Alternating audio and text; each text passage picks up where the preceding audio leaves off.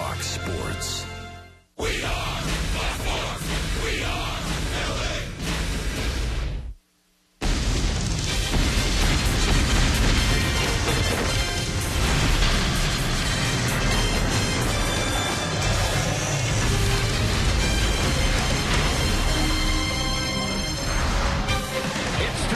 Angels spring training baseball this afternoon from Tempe Diablo Stadium.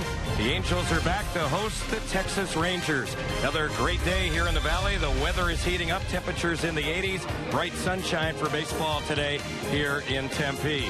Terry Smith along with Jose Mota. Jose, Angels had a tough loss yesterday. Have actually lost 3 in a row. But looking at what we've seen so far this spring for the Angels, starting pitching has been outstanding, and that's always a good sign. And the main thing is, Terry, pretty much everybody that's gone and paraded through that mound as a starter has shown the ability to go out there and get their work done. Hector Santiago, Angels took the mound with him. First game, he scuffled a little bit, diff with a couple of hitters, but eventually found his way by dominating with his fastball. For Santiago, then followed by the ace, and Jared Weaver pretty much was a day to go to work. Fastball out over the plate, tailing away. He gets a fly ball, of course, fly ball pitcher then throws a breakable. Maybe not where he wants it in the regular season, but certainly locked up a player's knees. And then C.J. Wilson, mighty impressive. Look at the looks of these batters going, wait a minute, what was that? That's called late movement on Coco Crisp, and also a newcomer for the A's, Billy Butler, all base off the fastball. Matt Shoemaker is now a guy that knows he's got to understand and make adjustments. He gives up a long home run to Hosmer and then bounces back and gets a fastball in better locations, exactly where it was called. So it's a matter of going out there and then introducing the new arms. Yesterday, Terry, we saw Andrew Heaney, great composure, good stuff down to the zone, ability to change speeds. He got Joey Votto fooled all the way on that pitch, and certainly it's a good thing also that everybody is healthy. Well, so far, so good, as we mentioned, as far as the Angels' rotation. You have a look at the 5 that the Angels might be banking on when the season began. We had a chance to get some thoughts from Angels pitching coach Mike Butcher on the rotation so far. I just think, I was looking over the last few years, sometimes we just go through the 2 innings. It's not so much that they're going 3 innings early on in camp. It's the fact that they get a few more times to go deeper in the game later as spring goes on. So I think the benefit is that they're more than ready to go into the season, prepared, have gone up 6, 7, 8 times, and ready for a full 9-inning game when the season starts. That's Angels pitching coach Mike Butcher. Jose, last season the Angels had to do some juggling as far as that rotation.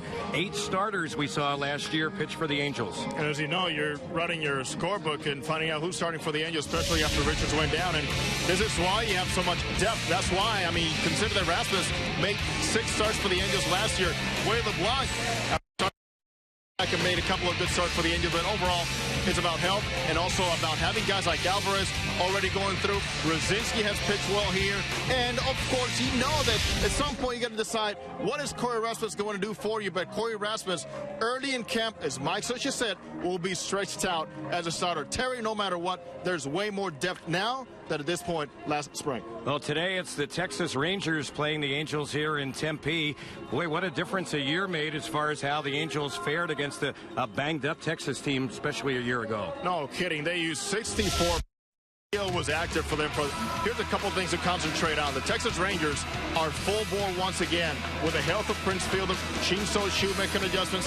One of their best players in the league is Adrian Beltre, but we talked about playing well within your division. The Angels turned things around not only against the Rangers, but to win the West, you got to win in the West, and certainly you got to go out there and have a winning record against your opponents, and that's going to be also very important this season.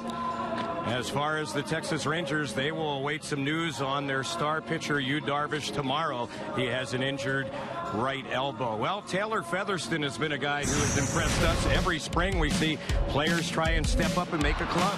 This kid has a very good chance of sticking around because now he's shown versatility, and we see with a bat, he goes out there and gives you good at bat, situational hitting, being able to put the ball in play, understand what the situation calls for, and also never panicking and being very versatile. So it's the Angels and the Texas Rangers, a couple of division foes getting ready to square off today here in Tempe Diablo Stadium. We'll have the lineups and the action coming up next on Fox Sports West.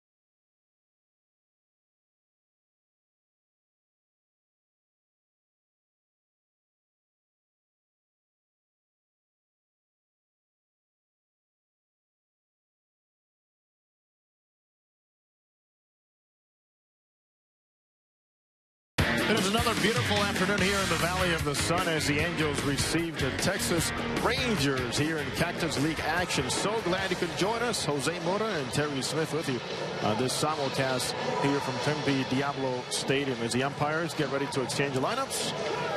We're also ready for you as the Texas Rangers with a tough year last year. They went 67-95. They're in 5th place. 31 games back in the West. They do have a new manager. We'll be talking about Jeff Bannister as the game progresses. And here's the lineup today. Leonys Martinez leading off in center field, coming off a season where he stole 31 bases. The Cuban is followed by Elvis Andrus at shortstop. Andrus says he took his offseason conditioning a little bit more serious. This year, he is a shortstop with all-star quality. Batting third is Shin So-Chu, the designated hitter, looking for a bounce-back season. Signed as a free agent last year, disappointing season. Batting fourth is Mitch Moreland, coming off an injury. Moreland, very powerful first baseman, batting fourth. Catcher Robinson Chirinos will bat fifth. Chirinos surprised a lot of people, playing a lot of games last year for the Rangers, 93 times behind the plate. Carlos Peguero, free agent signee as a minor leaguer. Peguero dealt at 30 home runs last year in Omaha AAA for the Royals. He's batting sixth in right field. Ryan Rua, very nice year for them in limited time in the big leagues. Very impressive. He's playing in left field. Good right-handed hitter. Ed Lucas is batting eighth. He is playing third base for Texas. And Rougned Odor is batting ninth. You talk about some extra base abilities. This young kid is not afraid to swing the big bat that he does take out to the plate. Rougned Odor is batting ninth. He is at second base. For the Rangers, Colby Lewis will be on the mound. And the Angels starting lineup is brought to you by McDonald's. It is a perfect meeting of beef and cheese. McDonald's new triple cheeseburger, loaded with 3 100% pure beef patties and real American cheese. It's everything you love and more of it. Now available for just $2.49. Mike Scioscia's Angels have Daniel Robertson leading off in center field. He's done a fine job so far. Colin Cowgill is in right field batting second. Matt Joyce returns to the lineup after a little bit of a problem with a pulled side. He is in left field batting third. David Freese is batting fourth, Angels designated hitter. Swing the bat very well here in camp. So is C.J. Cron, who will follow. Cron is at first base batting fifth. Josh Rutledge will make the start at his natural position as shortstop today, batting sixth.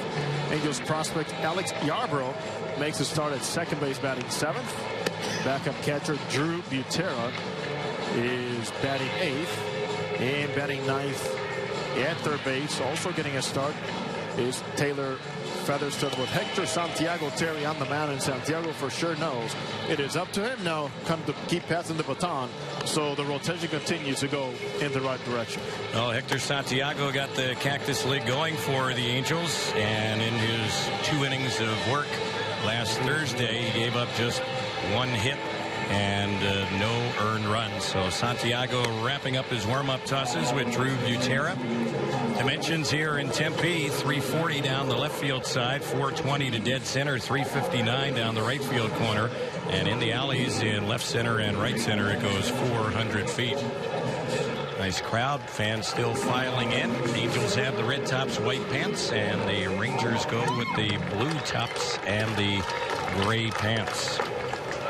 First batter up for Texas, their leadoff man, center fielder, left-handed hitting, Leonys Martin, who hit .274 last year with 31 stolen bases. First pitch, and we're underway. It's a little bit high. First pitch fastball. 1 ball, no strikes. Now you get the feel once again like when the Eagles play the Oakland Athletics. It's time to jot some notes about your opponent in the West. And here's the next delivery. That's cut on and fouled off on the left side. That's going to push back and out of play. So the count even. 1 ball, 1 strike on Martin with Andrus waiting on deck. No breeze to speak of. Bright sunshine today here in Tempe. The forecast for the next week looks great. In fact, even warmer than normal this time of year. They're saying it could get into the 90s by the end of the weekend. 81 degrees at game time today. And this would be a good weekend if you're looking to maybe catch the Angels out here in the Valley. A lot of home games coming up the rest of the week. Here's the 1-2. And that fastball didn't miss by much. 2-2 the count. Angels will be here Thursday, Friday, Saturday. Got the Cubs on Thursday, the Padres on Friday, and the White Sox on Saturday. So it's a 2-2 count. Here's the next one. Chopped on a high hop, but right to second. Yarbrough is there, and he will easily throw out Martin. High chopper right at the Angels' second baseman. Setting up the infield, C.J. Cron is playing first base. The second baseman, young player, Alex Yarbrough, had a big year last year in Double-A, just 23 years old, very good hitter. Taylor Featherston is playing third base, and the shortstop is Josh Rutledge. Outfield, Matt Joyce in left. Daniel Robertson in center. He was with Texas a year ago, and Colin Cowgill in right. Drew Butera catching, David Freese DHing, and Santiago on the mound as he faces Andrews and delivers a strike. Andrews, .263 average a year ago with 27 stolen bases. Here's the pitch, and that is way outside. 1-1 to count. Oh, Terry, for Josh Rutledge at shortstop, that is the position he has played the most in the major leagues, even though he's vying for the everyday second base job with the Angels. Next delivery, and this one is grounded right to him. Rutledge eats it up, throws to first base, and gets Andrews. A couple of ground ball outs. Shin-Soo Choo will be the next batter. The home plate umpire today is Anthony Johnson. And around the bases, we have umpires Dana DeMuth, Jim Wolf, and Chris Guccione. Had a chance to catch up with the umpire before the game. Very excited, the young umpire Anthony Johnson behind the plate. Yeah. Getting some words of wisdom from our good friend, old veteran Dana DeMuth. So here is Chu, who had a tough year last year with Texas, hit just .242. And first pitch on the left-handed batter. That one is right in there for a called strike. Well, the umpires, something we were visiting today, Terry, was the fact that they don't have to deal with that replay truck and the crew of 5 that we were dealing with at this point last spring, as you might recall, with the implementation of the replay rules. All right. Here's the pitch on its way, and that one's in there for a strike. First time we saw one of the umpires leave middle of the game and have to go do his truck duty beyond the right field wall. Quickly the count, 0-2 on Chu as Santiago faces a left-handed batter. The second one he's matched up against already. And the pitch, little bloop in his shallow left field, coming in hard but unable to get to it is the left fielder Matt Joyce. That'll be a bloop hit. So Chu is on. Bloop single to left. And Mitch Moreland will be the next batter. There's a Chin-Soo Choo type of approach right there. They need a healthy Chin-Soo to stay in the games and keep doing what he does, to just get on base and put pressure on the opponents. Mitch Moreland on the comeback trail after missing 110 games last year. He had left ankle surgery last season and hit just .246.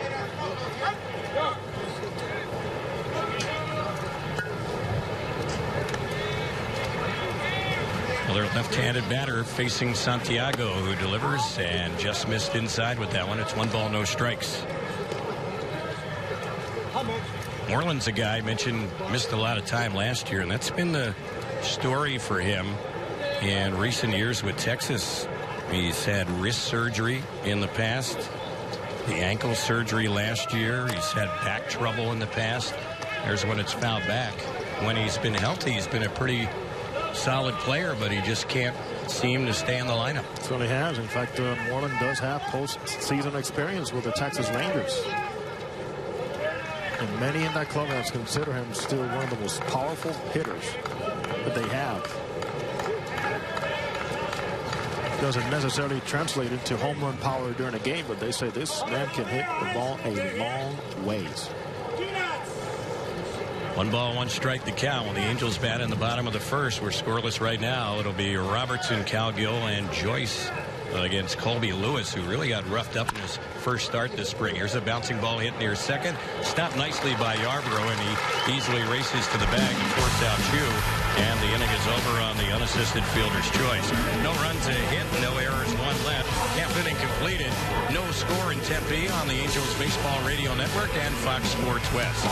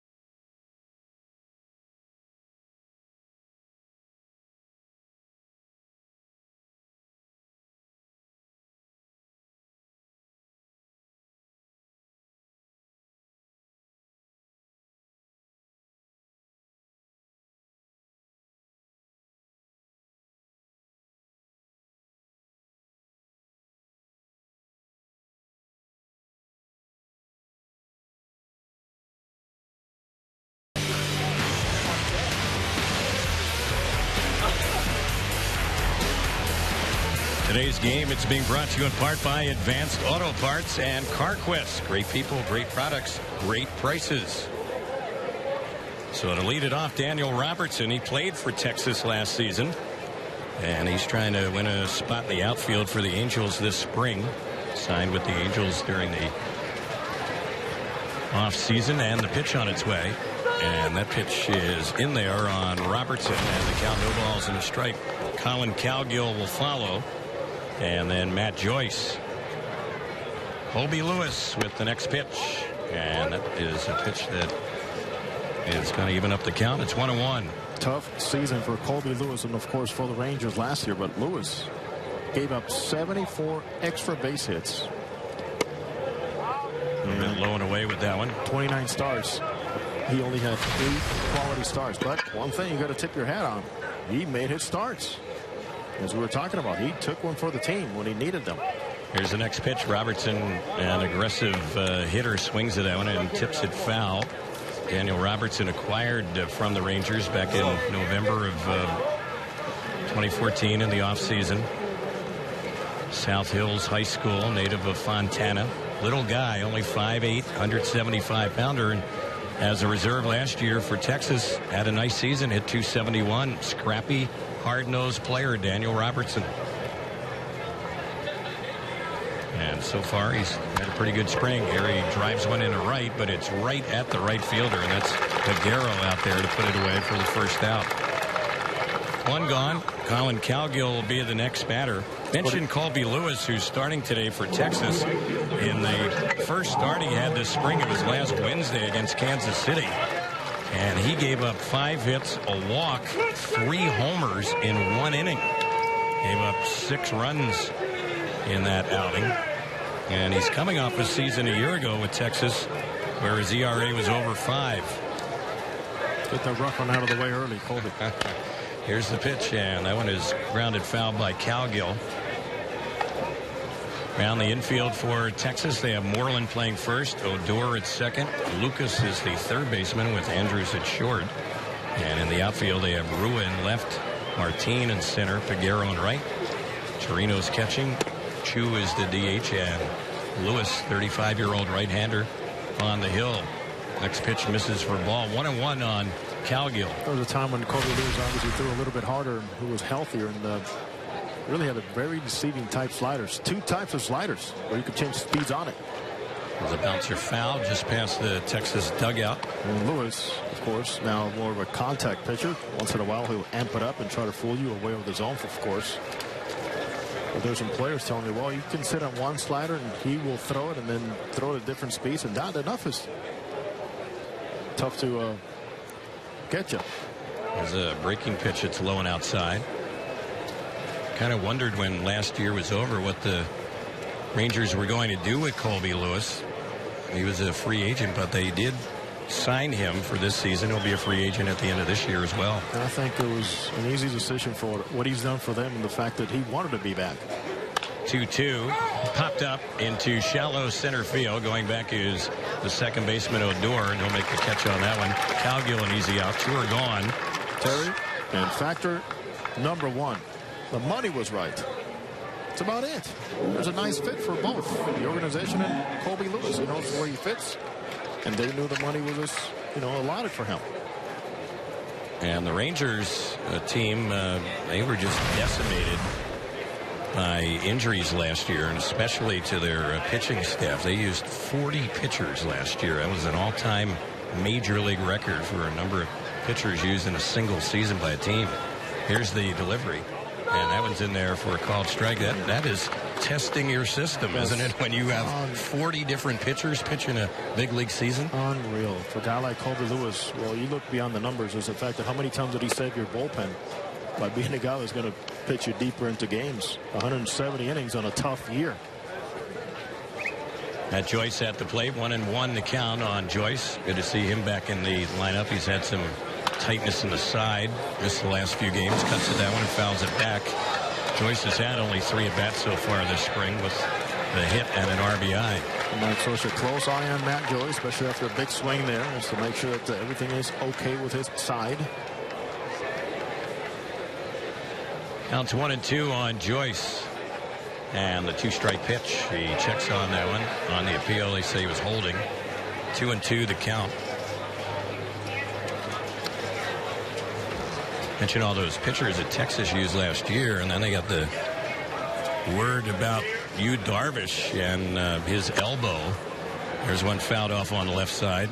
Suffered a torn UCL, and the first opinion was Tommy John surgery. He went for a second opinion, and tomorrow the Rangers are going to announce what the decision will be as far as Darvish. There's a swing and a miss. Pitch was outside and high. Joyce chased it, and he's out on strikes. The inning is over. So the Angels go down 1-2-3 here in the bottom of the first inning. We've completed one in Tempe. No score on the Angels Baseball Radio Network and Fox Sports West.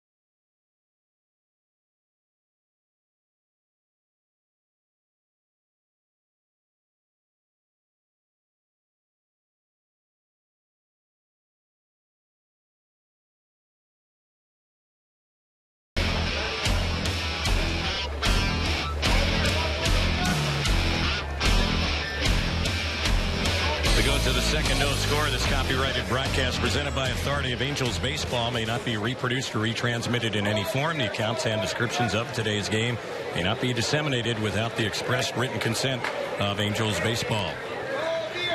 First pitch from Hector Santiago, and that one's a little bit outside to the Rangers catcher Robinson Chirinos. Right-handed hitting catcher. Chirinos has pretty good power. He takes a cut at that fastball and misses it. 1-1 to count. Well, here's one player that really took advantage of the opportunity that came last year. 93 games for Chirinos, but they did not expect him to play all that much. Ends up hitting 13 home runs for them. Here's the next pitch, and he drills that one into center field. Going back is Robertson, still going back, has a beat on it now, and he'll make the catch a couple feet from the rim of the track and straightaway center. That ball carried. Well, one thing for Hector Santiago, Terry, is about staying in the lanes. And here's what Hector talks about is these lines that he's drawn here. And he said he doesn't want his head or anything going in any direction but in these lanes. That's what matters to them right there. And that's just a reminder for Hector to stay on key and on balance. Always heard about the lane in basketball. Now we find out there's one in baseball. Yeah, now you see, too, that different from other pitchers, it's not just one line he draws, you know, from the middle of the rubber down. Terry, it's a lane, and I know you've called some basketball before, so that's right. Go ahead, interpret it however you want. I was just going to say in basketball, for the most part, if you're a little guy, you want to stay out of the lane. You might get clobbered. Here's the pitch, and there's a fly ball that's hit into right center field. It's going to be another play for Robertson. He's under, and he will put it away. Well, be ready with his Angels pitching staff with Santiago, you got Weaver. Obviously, you got a Shoemaker, fly ball pitchers. They've had the outfielders get their work in here early in camp and led by the Weave. 18 wins last year. Proving a lot of people wrong again. We'll see Jared Weaver tomorrow. The Angels will be at Salt River Fields to take on the Diamondbacks, a team the Angels will play in the regular season. In fact, the Angels will play 4 straight games against the D-backs this season, with 2 of them in June at the Big A, 15th and 16th, and then that series will switch to Arizona the 17th and 18th of June. Interleague play, Angels and D-backs. 1 ball, 1 strike to count. The batter is Ryan Rua. He had .295 in 28 games for Texas last year. One of many players that had to get promoted from the minors because of all their injuries. Talked about all the pitchers they used last season. They ended up using a total of 64 players overall last year. So 24 different position players. There's a lot of happy minor leaguers that got paid when they were not anticipating getting paid a big league salary last year. Right. When you have that many players coming up from the minors, that means at times you have to dip down to the Class A level, where maybe a guy that you called up at least began the season in A-ball and ended up getting to the big leagues the same season, and that doesn't happen a whole lot. It sure doesn't. 2 balls, 2 strikes on Rua. And here's the next pitch. That's low. Scoreless in the second. When the Angels bat in the bottom of this inning, it'll be Freese, Crone, and Rutledge against Lewis. Santiago worked 2 innings his first start, the Cactus League opener, and Angels hoping to get 3 out of him today. And there's a swing and a miss. He challenged him there with a high hard stuff, struck him out, and the inning is over. First strikeout of the day for Hector Santiago in a 1-2-3 inning for the lefty. We're headed to the bottom of the second inning with no score in Tempe on the Angels Baseball Radio Network and Fox Sports West.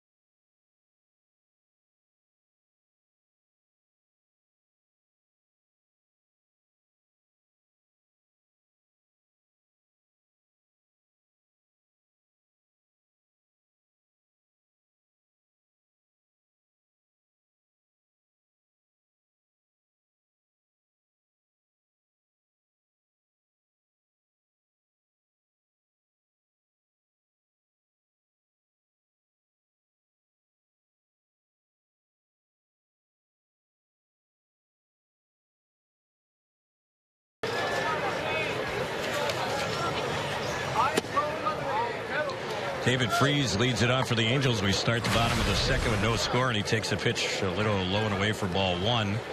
Freese, Crone, and Rutledge against Colby Lewis. And the next pitch grounded sharply on the left side. Backhanded by Andrews. Jump throw to first.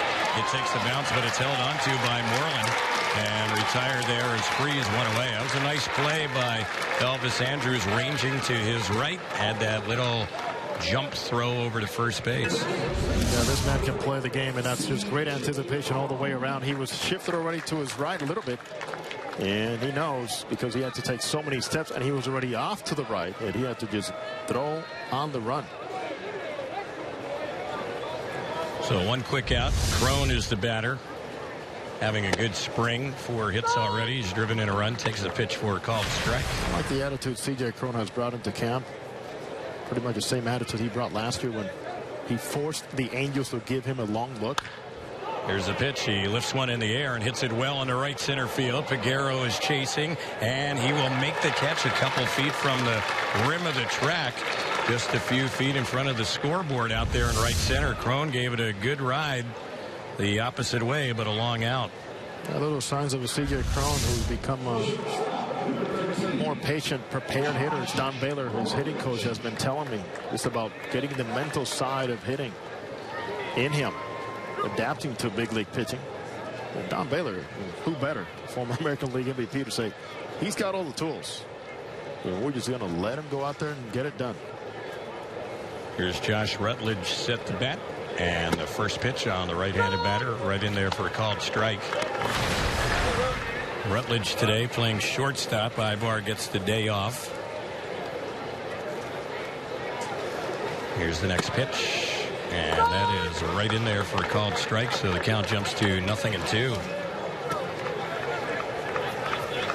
Rutledge has shown some very good range at second base, of course.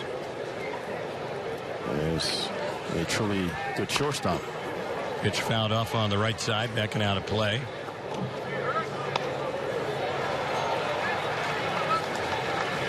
Rutledge is a free swinger.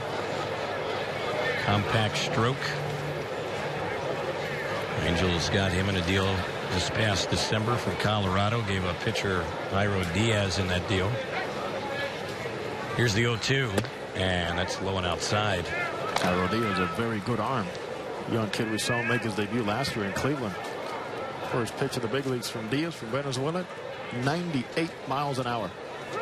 Yeah, we eventually saw him hit triple digits. There's one that's fouled back behind the plate.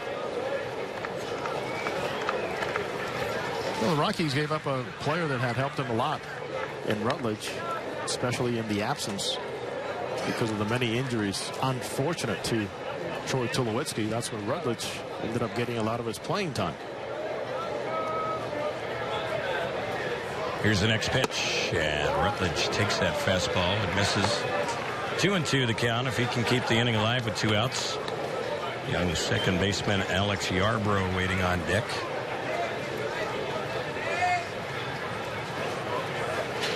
The 2-2 delivery fouled off on the right side, backing out of play.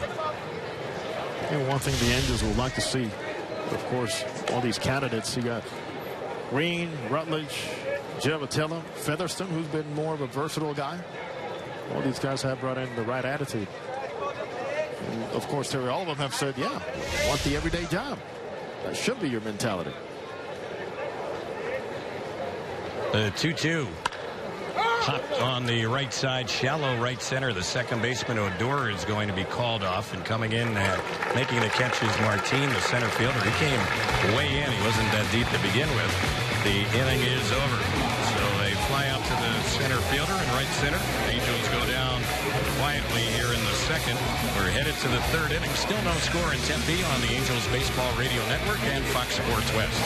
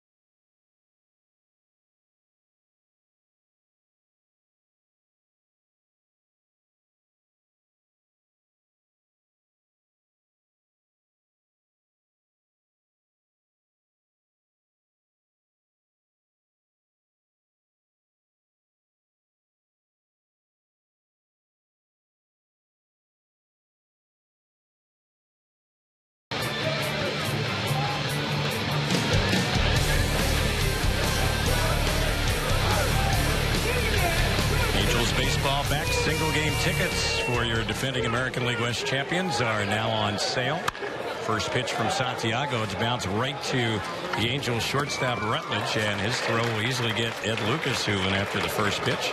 So one pitch and one quick out to start off the third inning in a scoreless ball game. Fans, don't forget, get your red on. Make plans to be at the Big A. Watch the reigning American League MVP Mike Trout, the rest of the Halos this season in 2015. Angel Stadium, the place to enjoy a night out at the ballpark, friends and family. Purchase your tickets today at the Angel Stadium ticket office or online at angels.com. So Santiago has set down the last 5 in a row. And overall, he's retired 7 of 8. Looks good today. First pitch here on Odor. That one is inside. A lot of left-handed batters in this lineup for Texas. They have 5 of them.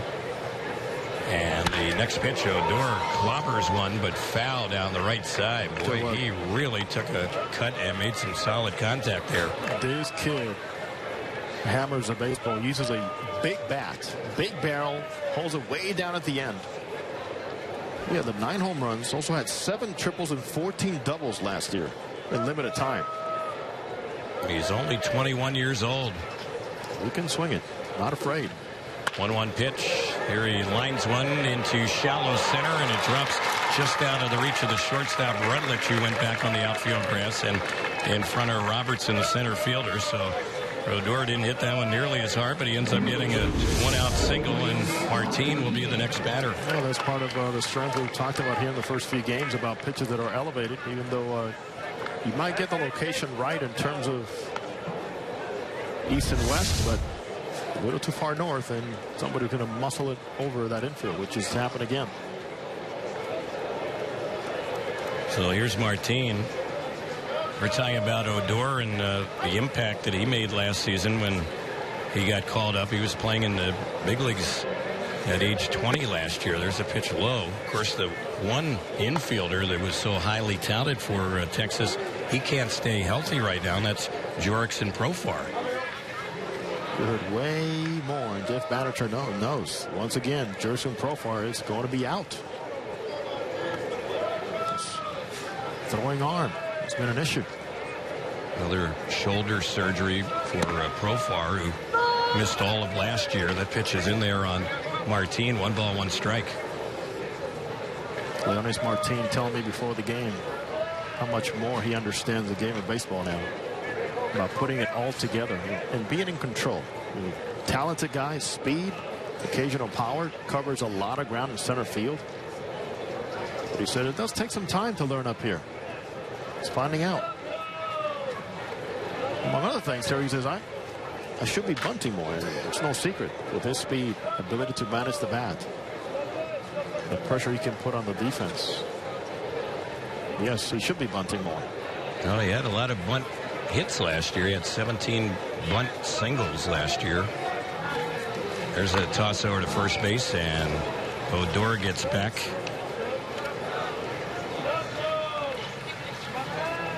Infield at double play depth. We're in the 3rd inning. And it's a scoreless game. Angels and Rangers hooking up for the first time this spring.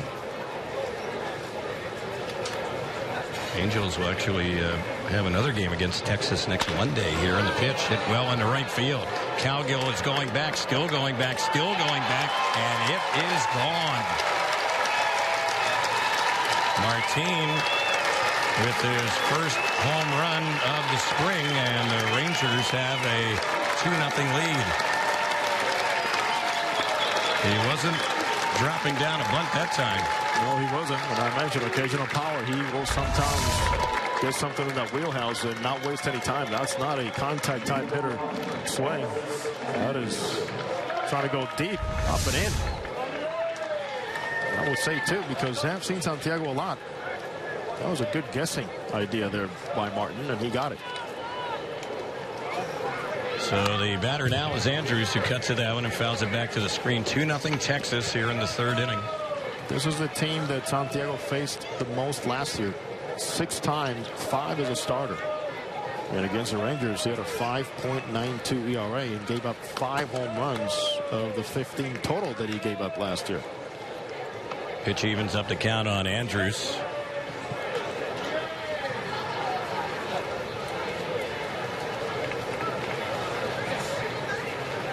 Andrews grounded out to short his first time up. Here's the next pitch, and that is a little bit low. Home run ball kind of cost the Angels yesterday. The Reds had 3 of them, and their comeback win against the Angels, and an early inning home run by the opposition today. Here's the 2-1, swing and a miss. And for Hector, last year the opponents hit only .248 against him, and pretty split. Lefties .244, right-handers .249. I mentioned the 15 home runs. Only 1 of those home runs came against a left-handed batter in 131 at-bats against him. Next delivery, that's a little poke into shallow center. That's going to fall in for a hit. Almost the same spot as the Odor single earlier in the inning. Andrews is on. It's their 3rd hit in the inning, and with 1 out, the runner at first, the next batter will be Shin-Soo Choo. So this more is one of those visits by Drew Butera, who has not caught Santiago a whole lot, of course. Other than those bullpens out of the backfield. It's about Santiago taking the initiative on telling his catchers. There's some times when just come to the mound and tell me to slow down, just to breathe. That's all I need to hear. Not about location, velocity, pitch selection. Just tell me to breathe. Here's Choo batting, and the first pitch, he takes that one for a ball. 1 ball, no strikes. Hector, the first one to tell you, sometimes he gets way too amped up, which of course also serves him well at times, Terry. He competes. Yeah.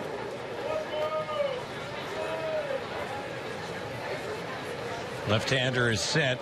Look at first. The next pitch on Choo. He takes that one, and it's a little bit inside ball. 2 balls, no strikes. Well, you and I were talking before the game. If you think about Shin-Soo Choo and the time that he missed last year and what a disappointing season it was, Terry, never figure that the number 123 games comes out at you.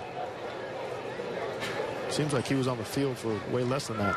Runner at first goes. The pitch, that's fouled off on the left side, backing out of play. Well, he had an ankle problem early last season, opening month of the season, which saw him miss some time. But then pretty much got over that. But had a rough first year with Texas, and they had signed him to the big 7-year, $130 million deal. And his first go-around with the Rangers, nothing close to what they had hoped. He needs to stay on the field, stay within himself. Contract pressure, it's over. And be who he is, a pretty dynamic player when he's on the field. High on-base percentage. Last year, even on a down year, .340 on-base percentage. Santiago behind, 2 balls and 1 strike. It's 2-0 Texas in the 3rd. Runner goes again. Pitch fouled off again on the left side, backing out of play. 2-2 the count. And what really separates Choo and why he's able to drive the ball to all fields is that swing that you just saw there. And the swing that we saw in the first inning when he punched it out to the left fielder. Really drives with that knob. And drives the barrel and snaps, which he says also allows me to see the ball better and lay off some tough pitches, get some more walks. 2-2 pitch, and that one is cut on and missed. He fooled him, took something off. That one struck him out. So out number 2, and the second strikeout today for Hector Santiago.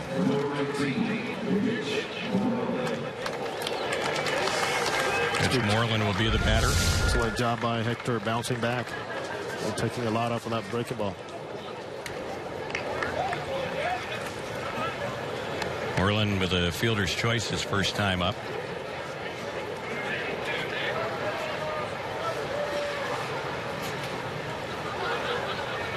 In a lefty-lefty matchup here. 2 outs, runner at first, 2 in for Texas. We're in the 3rd. They lead it 2-0, and the breaking pitch misses ball 1. Good change of speeds, and there's a couple of masters here of the off speed, and what a career. Greg Maddux in the house, Hall of Famer now. He's A guy that like a Jared Weaver, of course, you want a better example. Tell you why you don't need a great fastball. There it is. There's a pitch that is in there for a called strike. Mike Maddox, his brother, longtime pitching coach, and he was also kind of rumored to maybe be their manager after they decided to open up that search after last season. Yeah, Mike himself has been sought after by other organizations too. Here's a pitch, broken bat pop into right field. Coming in though, making the catch on that one will be Cowgill, and that's how the inning will end. So Moreland is retired, but Texas gets a pair on the home run by Martin. They had 3 hits in the inning, no errors, and they leave 1. Bottom of the third coming up, 2-0 Texas on the Angels Baseball Radio Network and Fox Sports West.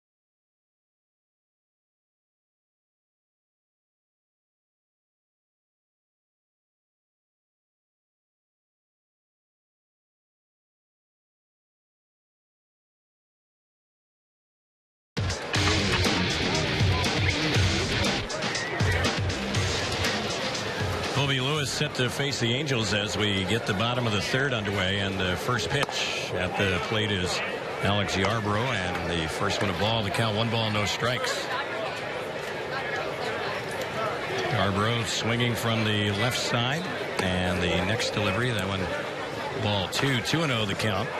Oh, young players, go out there and get your ABs and show the staff what you're made of. Nothing like knowing that you're going to get a couple of at-bats.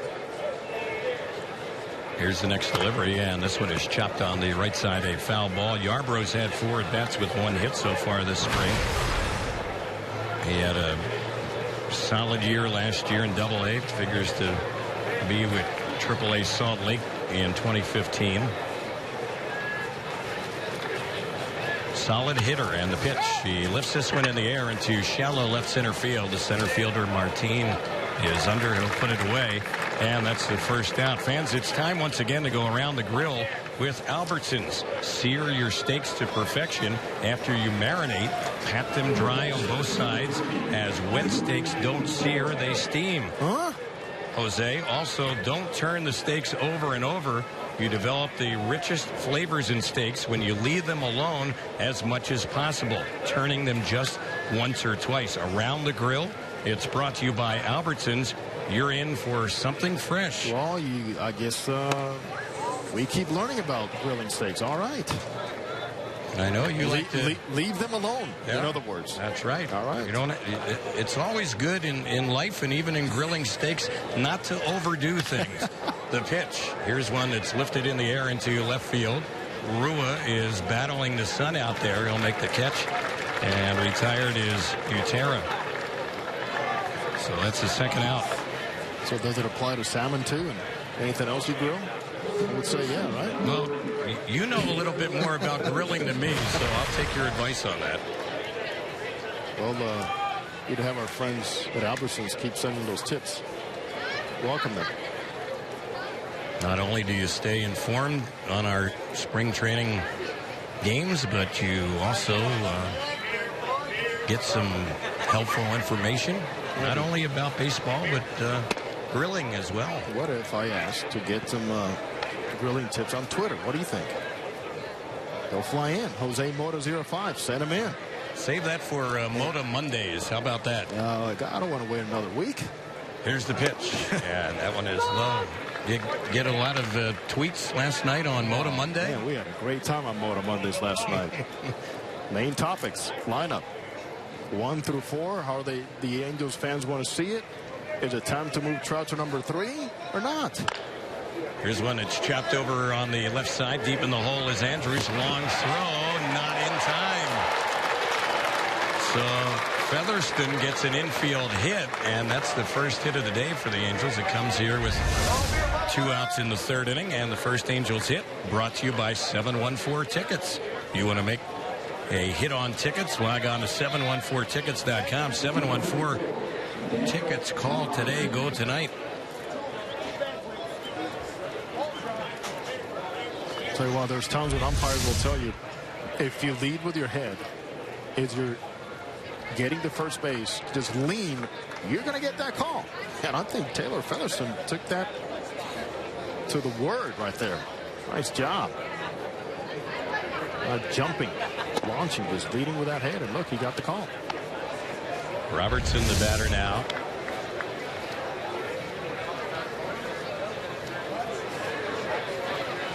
Robertson lined out to right his first time up, hit the ball hard, but right near Peguero, the right fielder. Let him go. It's a good time to run right here. Colby Lewis will allow that stolen base. Runner not going, and a pitch on the outside corner. That's a called strike.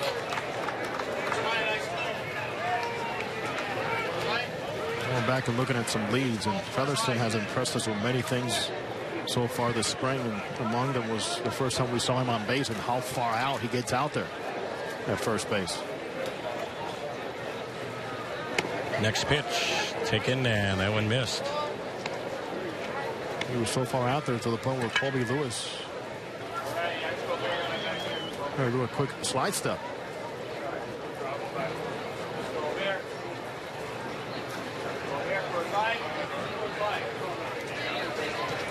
Infield backed up with 2 outs. 2-0 Texas, bottom of the 3rd inning. Here's the next delivery, and it's lifted high and foul down the left side. Chasing and running out of room is Ruiz. That one landed down in the grassy area down that left field corner. 2 balls, 2 strikes, the count on Daniel Robertson. Adjustment time, long fly ball pulled. Former teammates, you saw the slider, you seen the fastball to show you, and you lined out to right field first time up. Let's say go back to the old approach, and that is exactly how they're shading him in the outfield. Big gap in left center field. Quick toss over to first. Diving back to the bag goes the base runner Featherston.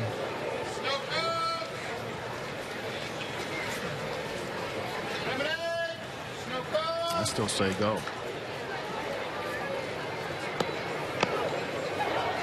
2 strikes, 2 outs.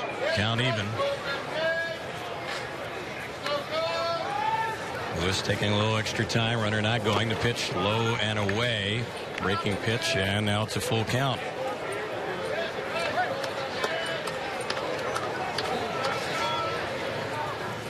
So we'll see what gives on the next pitch. Waiting on deck is Cowgill. Rangers got their 2 runs in the top of this inning on a home run by Martin.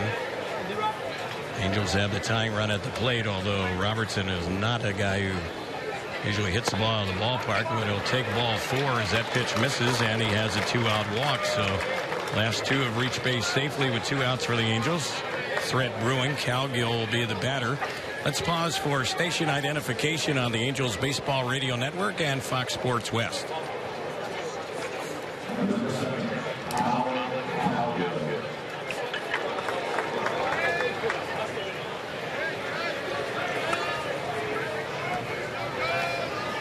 Terry Smith, Jose Mota, Darren Chan with you from Tempe Diablo Stadium. Angels playing spring training game number 6 looking to even up the slate at 3-3. Rangers are playing their 8th game. They're 4-3 coming into today. And the Angels with a 2-out rally here, trying to get something on the board. Threatening. Pitch taken for a ball by Cowgill. It's 1 ball, no strikes. This is where last season, the regular season, Colby Lewis had trouble against the Angels getting that last out. He had an ERA of 9.35 against the Halos last year. Next pitch. Cowgill fouls that one straight back behind the plate. How about allowing 44 hits in 26 innings? And a 1-4 record again. 1-4, 9.35 against the Angels last year. And he allowed in those 26 innings 7 home runs. Of the 25 he allowed overall. Time called as Cowgill asks for it from the home plate umpire Anthony Johnson. Now everyone appears to be set as Lewis hunched over. Okays the sign from Chirinos. The 1-1 chopped third base side, but right at the third baseman, and Lucas just has to go over to the bag to force out the lead runner. Featherston, in the inning will end on the unassisted fielder's choice. Where the Angels here in the inning, no runs, their first hit, a walk, no errors, and a fair left. 3 complete. The 4th is next. 2-0 in favor of Texas on the Angels Baseball Radio Network and Fox Sports West. Driven by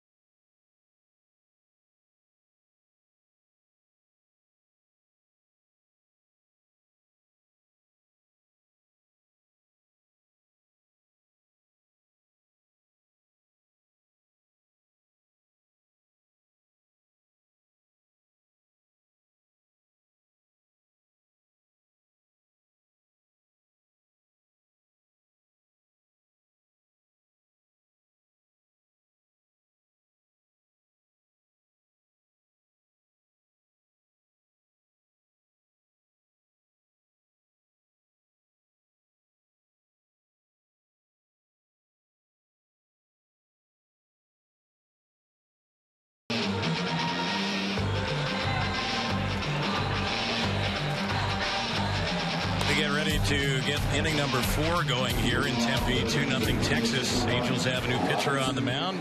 Young right-hander Danny Reynolds.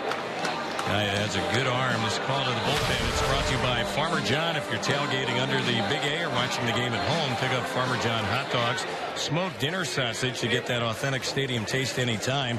Visit farmerjohn.com for recipes that are sure to be a home run.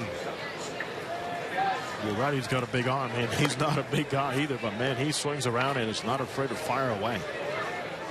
He's the one guy that, if you're watching bullpens early in camp, you hear the sound of the glove, the mitts, and the catchers as they're pounding, and you figure, well, those are big guys throwing somewhere, and before you know it, it's Danny Reynolds. He's pumping some speed into those mitts. So the batter will be Chirinos. The clock out there in left center field expired, so this half inning is getting started a little bit late. Between innings clock. There's a pitch that's low. It is an adjustment. 1 ball, no strikes. Mike Trout says he's still catching himself kind of going, oh, wait a minute, I can't get that far out of the box. Sure. There's a pitch that misses ball 2-2-0. Pitches like that, what we just saw, well, that's one of the exceptions there. when you're not going to be told, hey, stay in the box. When you just got brushed off of the fastball in. The 2-0 from Reynolds, and that one hits him.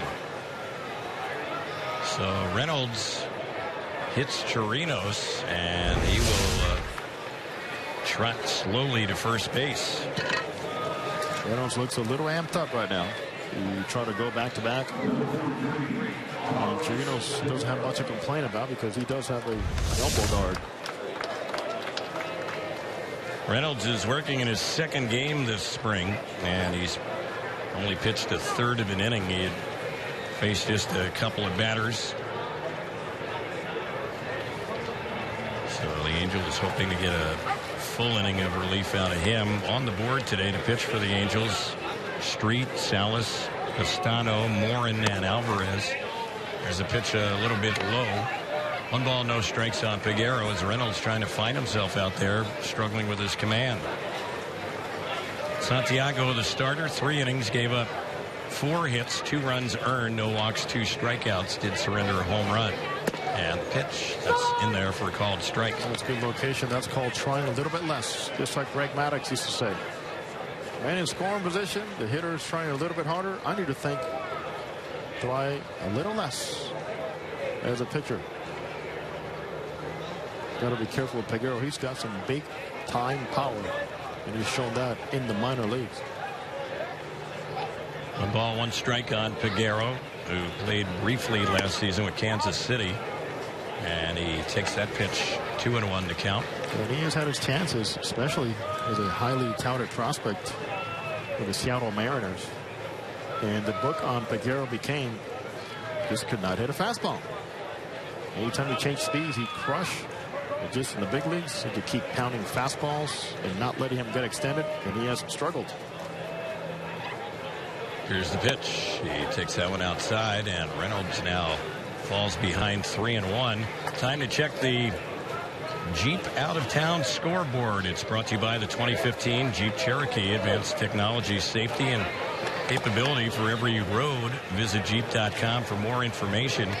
In the Florida Grapefruit League today, Minnesota beat Toronto 5-3, but the story there, Marcus Stroman, who is expected to be in the rotation for Toronto as the pitch is fouled back behind the plate. Stroman tore the ACL in his left knee during pitcher's fielding practice today. He will be out for the entire 2015 season. That is a tough blow for a Toronto team that saw a Marcus Stroman really come into his own last year. Yeah. He's a little guy who has a big arm. He's not afraid to knock you down either. There's a pitch that misses low on a 3-2, and that's ball 4. Peguero is on, so Reynolds hit the first batter, walks the second one, and now is in some trouble as Ryan Rua will be the next batter. Also today in the Grapefruit League, Baltimore beat the Yankees 3-1. Solid day for the Orioles third baseman Manny Machado. He went 3 for 3 with a run batted in. How badly do they need him? You talk about some knee issues. He's had problems with both knees. What a remarkable job by Bud Showalter with that ball club last year. Finding a closer in Zach Britton. Losing his Gold Glove catcher Matt Wieters. Having a Nelson Cruz. I mean, what a great job all the way around. Manager of the year. Here's the pitch, and that is a strike on the outside corner on Rua. By the way, that was my pick at the end of the year. Showalter? Yeah. Solid selection right there, Jose. Got lucky, but got people rolling their eyes when I said, I'll take Showalter. Well, he's won, I think, 3 Manager of the Year awards. Former Rangers manager. There's one fouled off on the right side, backing out of play. 0-2 on Ryan Rua. If you're just joining us, we're in the 4th inning. Texas has a 2-0 lead. And they got both runs last inning on a 1-out 2-run homer by Leonis Martin. They're threatening here in the 4th with 2 on. Runners at first and second, no outs. Well, Drew Gutierrez is an experienced catcher who knows how to get a young player like this to slow everything down.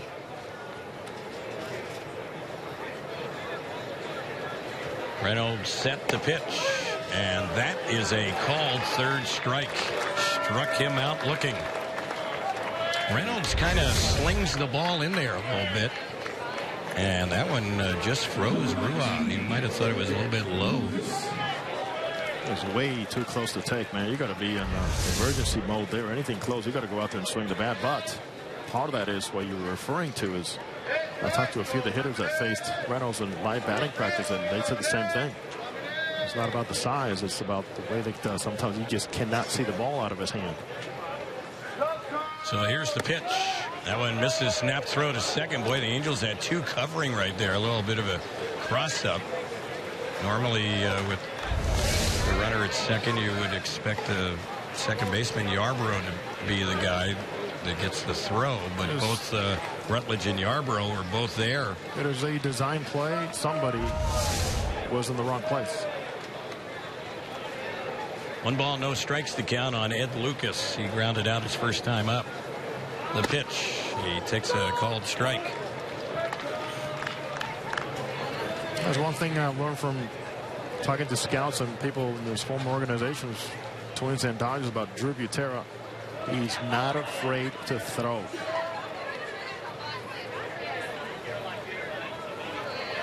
I love playing behind catchers like that. And one of the best at that is here too. Pudge Rodriguez. Yeah. He's over on the left side.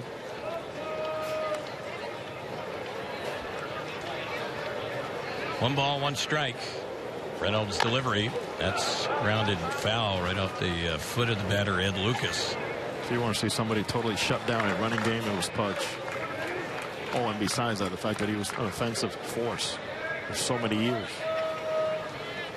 And Pudge is extremely happy with his role, also assisting the Rangers, and also was a colleague of ours, Terry, as a broadcaster. There was some pre- and post-game shows for the Rangers television. Yeah.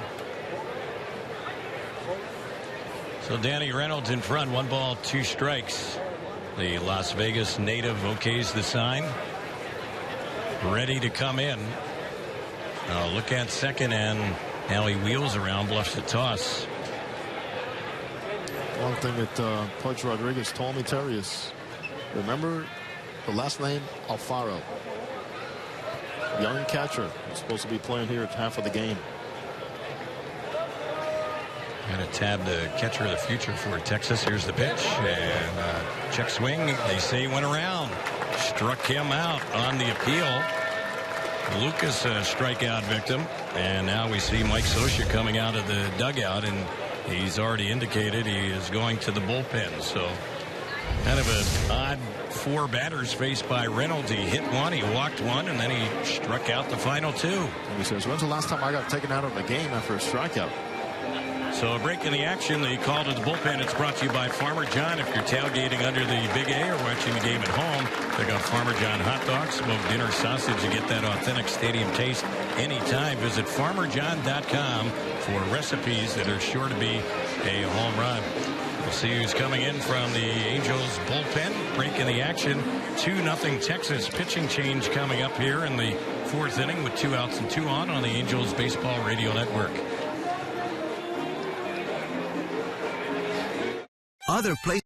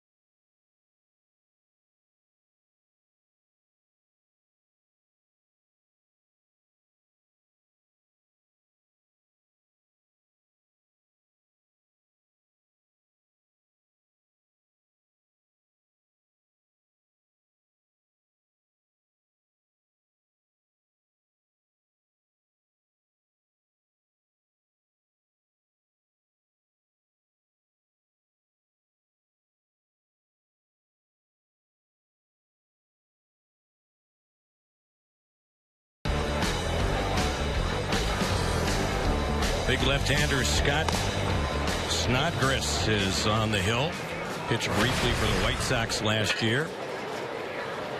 Native of Yucaipa, and he will take over with 2 outs and 2 on here in the 4th inning. It's 2-0 Texas. Fans, don't forget live Angels baseball back in 2015 with MLB.com at bat on your smartphone or tablet. Stay connected with live radio broadcasts, stats, breaking news, and more. Download MLB.com at bat, the #1 app for live baseball. Oh, there's a reason behind this move here, is the Angels do want to take a long look at Scott Snodgrass out of Stanford University. And here especially with a lefty-lefty matchup, he's been very impressive here in camp so far. And the first pitch, that is low and outside. This is his 2nd outing this spring. And he's working 1 inning, giving up 1 hit, no runs. The Angels figure to have for sure one lefty. That's Cesar Ramos, whom they acquired from Tampa Bay. But it'd be nice to have plenty of depth and options. And the Angels were actually pretty surprised that they had a chance to sign him as a minor league free agent.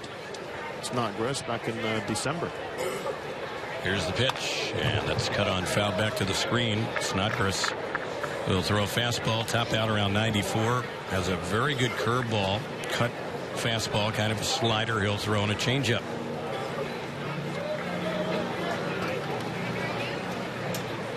Mentioned very limited time last year with the White Sox. Only 2 1/3 innings in those 4 relief appearances. Talking about a guy that needs to and utilizes his slope. Here it is. Tall, right over the top. Anya. 1-1. That's a fastball tie. 2-1 the count. Odor singled his first time up, and he's having a good spring. He's already had 6 hits, 12 at bats, including a home run for Texas. A 2-1 delivery.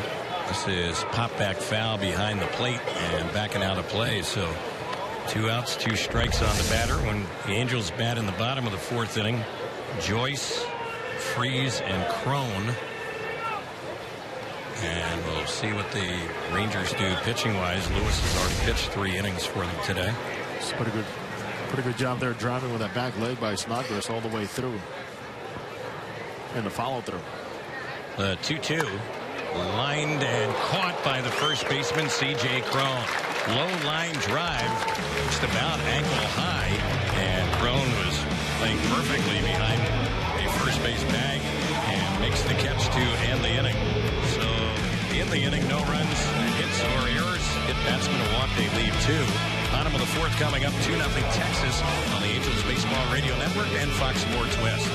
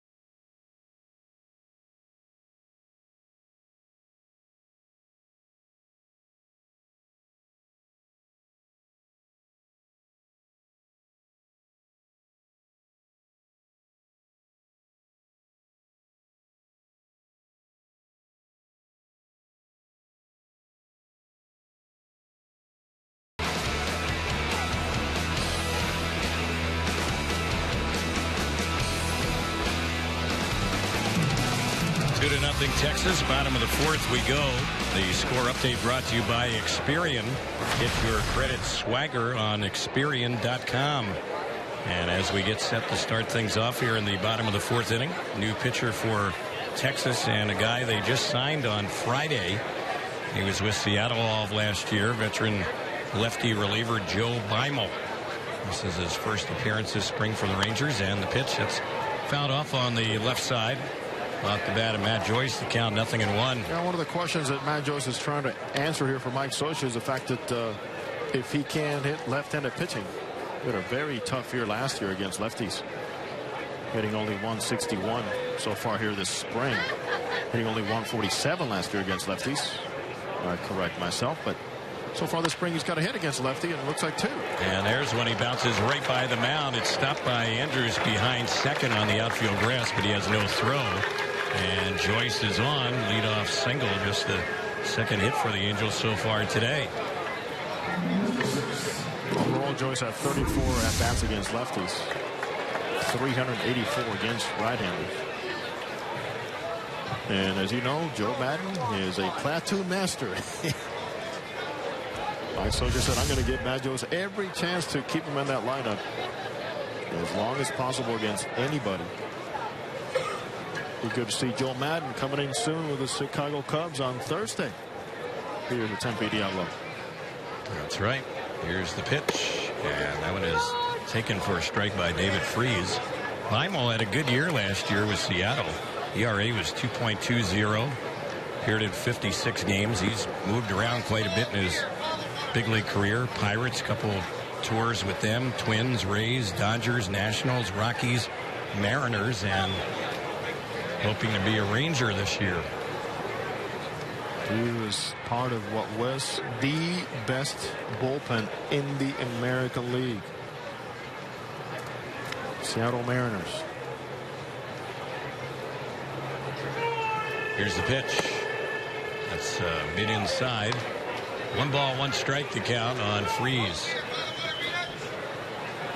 The numbers on Colby Lewis. We talked about the rough start that he had in his first appearance against Kansas City last Wednesday. Well, today against the Angels, he was very good. 3 innings, 1 hit, no runs, walked 1, struck out 1.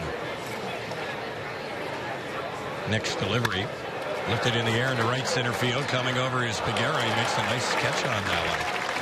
That was a low liner to begin with, and Peguero, pretty big guy out there in right field, covering some ground. Retires Freese out number 1. He got a good read on it. And pace the speed and the steps adequately to make sure that that ball, as it continues to slice, does not get by him. Also, that is the approach we saw from David Freese Terry against lefties all of last year. He hit over 300 against left-handed pitchers. 320. Here's Crone for his second at bat of the day. Flied out his first time up. Pitch on C.J. Crone. Called strike on the outside corner. Have a nice crowd today here at Tempe Diablo.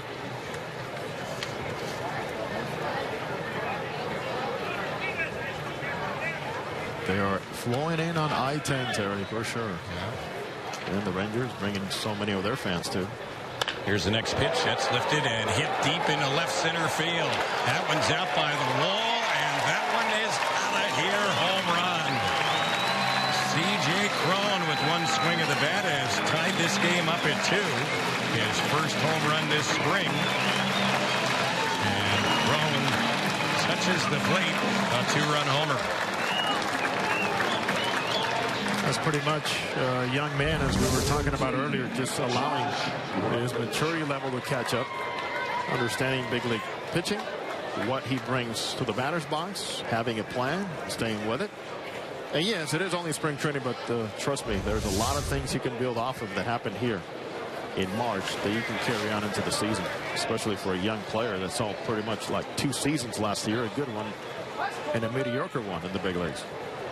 At the plate now, and fouling one off on the right side is Rutledge backing out of play. That home run by Crone, mentioned his first of the spring. It's only the 3rd one that the Angels have hit so far this spring, and this is their 6th game.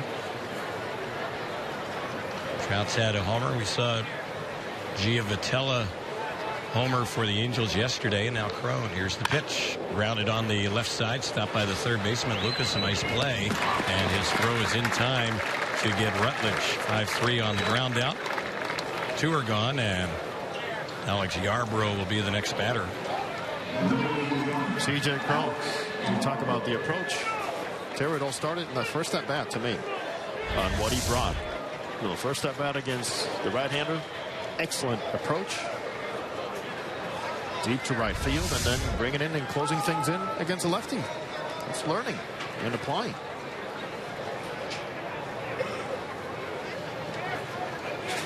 At the plate is Yarbrough, and the switch hitter bounces one deep in the hole. It's short. Long throw by Andrews will get him, and that will end the inning. He can play a little bit at shortstop. Yeah, he's had a couple of nice plays here in the early going. Inning ends on the 6-3 ground out. 2 runs for the Angels on the 2-run homer by Crone. Angels had 2 hits, no errors, and nobody left. We move to the 5th inning. We're tied at 2 on the Angels Baseball Radio Network and Fox Sports West.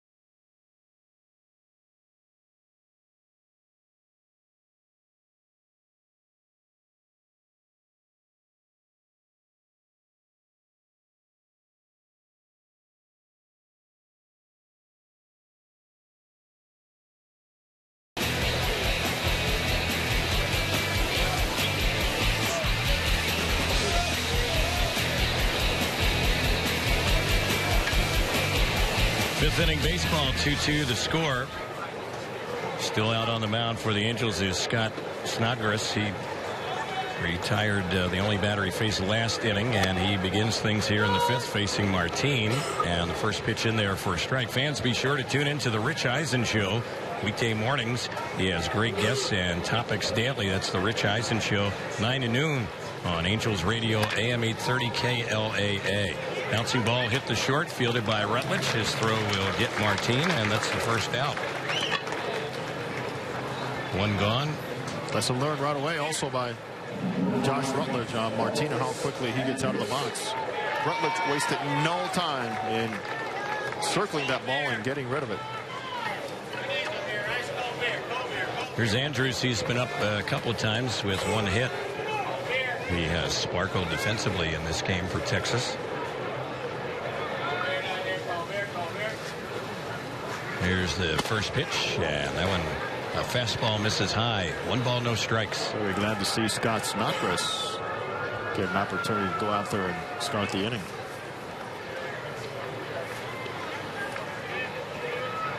The lefty set, and the next pitch chopped on a high hop on the left side. Long throw by Rutledge, and he just got it there in time.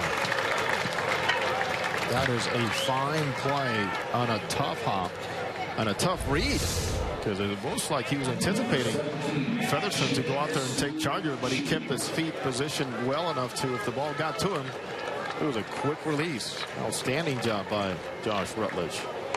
That's why I keep saying, Terry, he becomes your best option as a backup to Eric Ibar. So 2 quick outs. Here is Chu. 1 for 2 day for the Rangers. Here's the pitch, and Snodgrass delivers a strike on the outside corner. A couple times we've seen him. He's looked good. He's got Snodgrass. What I'm seeing is he stays within himself. Next pitch. That's another strike, called strike. Things like in front 0-2. Exactly, Terry. Things like not trying to overthrow the breaking ball like that one. He spun it in, but started on the 1.5 to a very dangerous Shin-Soo Choo. Let him go farther out. 0-2 delivery, and that one is fouled back behind the plate. Snodgrass was a 5th-round pick of the White Sox out of Stanford back in June of 2011. Very limited big league time last year with Chicago. 0-2, and that one is outside when the Angels bat in the bottom of the 5th. 2-2 ball game here in Tempe. Butera, Featherston, and Robertson are slated to bat. Rangers have some more action in their bullpen. 1-2 pitch. And that is a called 3rd strike, and Chu knew it. Struck him out looking. The inning is over. Nicely done by Scott Snodgrass. He's probably finished for the day, and he sets them down in order here in the 5th. We're going to the bottom of the 5th inning. It's a 2-2 game on the Angels Baseball Radio Network and Fox Sports West.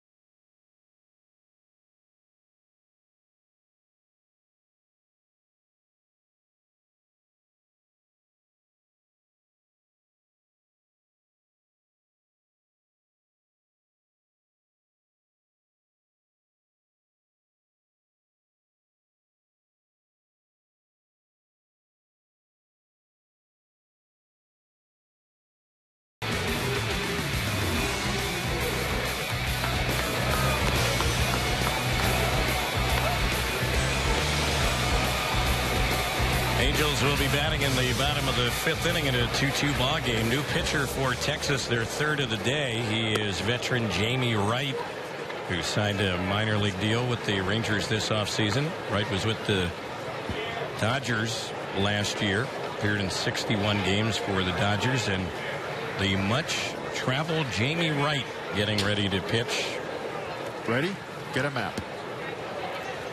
Colorado, Milwaukee, St. Louis, Kansas City, Colorado, San Francisco, Texas, Kansas City, Cleveland, Seattle, Dodgers, Tampa Bay, Dodgers. How many times does he crisscross the map? A few times? 10 major league teams, and this is his 2nd go-around with Texas. 1 ball, no strikes to count. He faces Butera. And the pitch on Drew Butera. That's a strike on the outside corner. Featherston and Robertson will follow. Angels have not had a lead in this game. It's 2-2, bottom of the fifth. Here's the next pitch from Wright. That's fouled off on the right side, backing out of play. Jamie Wright has seen action in 719 major league games. And 248 of those as a starter. And the last time, he's only made 2 starts the last 2 seasons, but the last time before that was back in 2007. Here's the next pitch. Sharply hit, but right to short. Andrews has it. His throw a little bit high, but it's in time to get Gutierrez one away. Featherston will be the next batter. Gutierrez came into this game 0 for 4 in the spring, now 0 for 6, but that is the best swing he's had all spring right there. Very good job. It's right on the mound for Texas. Pitching change sponsored by Irvine Auto Center, where it's March Markdown Madness time. Huge markdowns in every Irvine Auto Center store. Shop online at irvineautocenter.com or come visit them where the 5 meets the 405 at Lake Forest Drive. Here's the pitch. That's a called strike on Featherston, who's 1 for 1, a single his first time up. Last time that Jamie Wright was with Texas, you have to go back to the 2008 season. He was also a member of the Rangers in the 2007 season as well. The pitch, that's low and away. 1-1 the count. He was a teammate of former teammate of current name of Josh Hamilton. That's the year that Hamilton had 32 home runs and had 130 RBIs. Marlon Byrd, Terry, was on that team. Marlon Byrd was on that team with Jamie Wright. And so was Milton Bradley. There's another ground ball hit to Andrews, the shortstop, and a perfect throw gets Featherston. So the last 3 Angel batters have all hit the ball to the Rangers shortstop. 2 are gone here in the bottom of the 5th, and Robertson will be the next batter for the Angels. Yeah, as we mentioned, Josh Hamilton, no word yet on anything in terms of after his visit to the offices of Major League Baseball for disciplinary reasons. The Angels also awaiting word on Josh Hamilton, who also, remember, was operated on his right shoulder in early February. AC joint.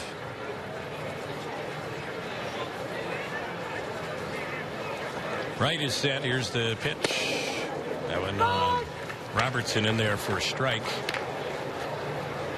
This is Jamie Wright's second appearance this spring. Scoreless inning, his first outing for Texas. Meantime, in the Angels bullpen, Fernando Salas is warming up. He'll likely be in to work the 6th inning. 2-2 the score, bottom of the 5th, and the next pitch. That's a strike on the outside corner.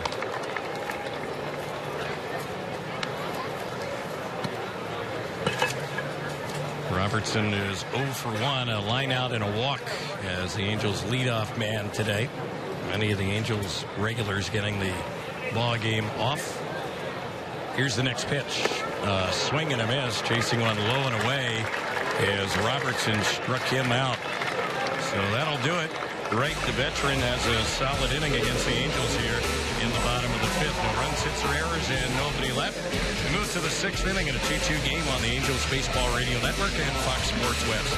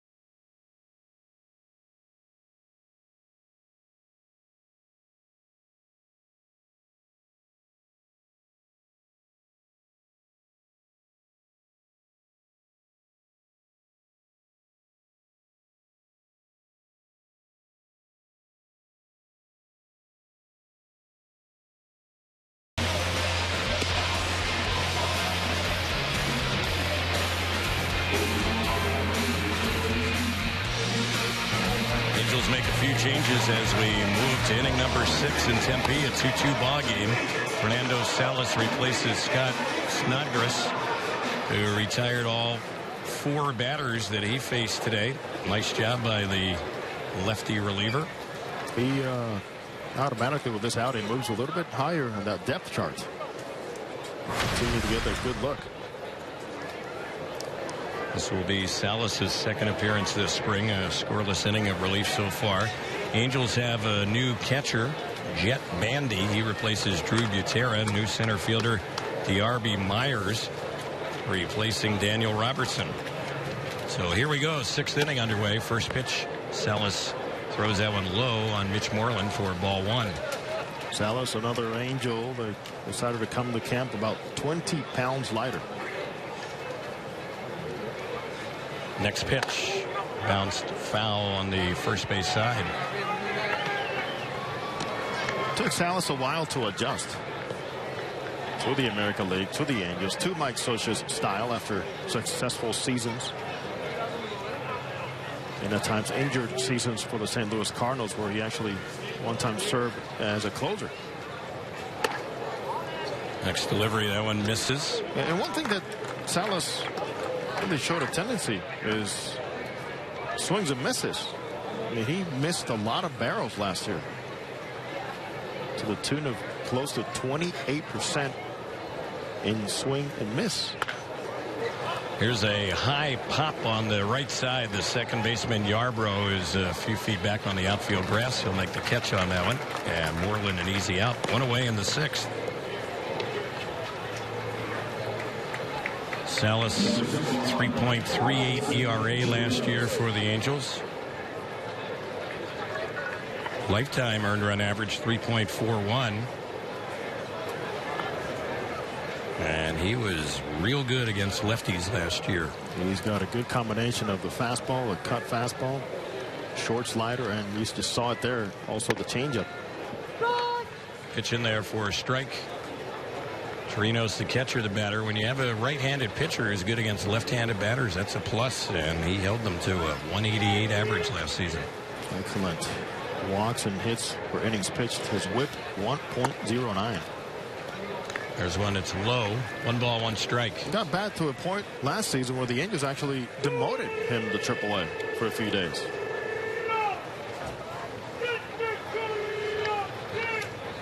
Those got sent down July 26th and called back up August 3rd. But he said, you know, it was very disappointing to be sent down. He was struggling. There was no spot for him.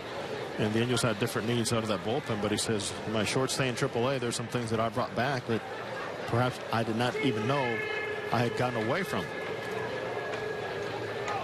2-1 delivery. Caught the outside corner. Salas will throw the fastball, slider, a changeup. That's not a pitch that he uses a whole lot.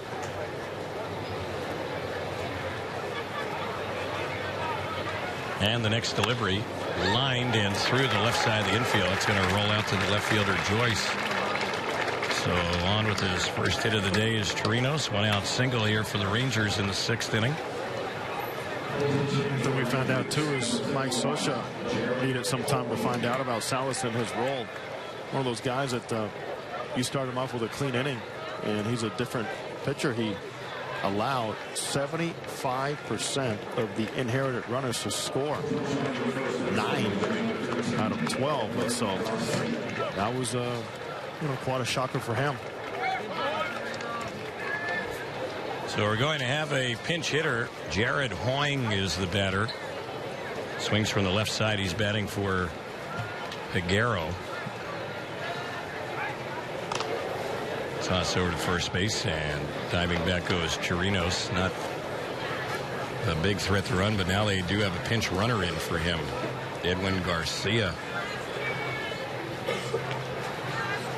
So the Rangers starting to add some of their reserve players in this ball game.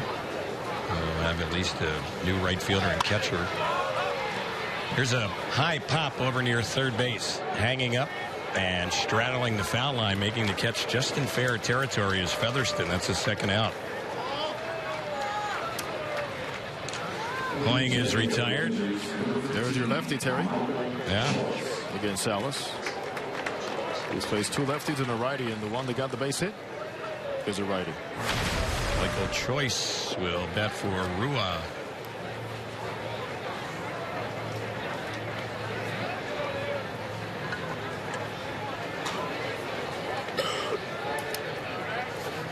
Choice, a right-handed batter. And the first pitch, he takes that one outside for a ball to count 1 ball, no strikes. But Choice does have a hot area where if he misses, he will hit it with some authority. Hit only 182 last year for Texas after they acquired him from the Oakland A's. Here's the pitch, and that's right in there for a called strike. Choice, a former first-round pick of Oakland, 10th selection overall in the 2010 draft.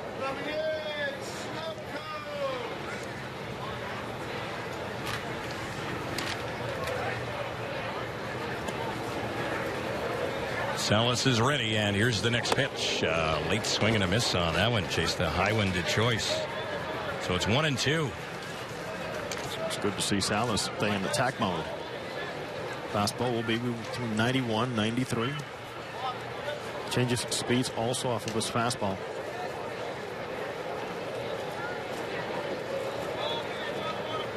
Two outs in the inning. Runner at first. Toss over to first base. Diving back to the bag goes Garcia, the pinch runner.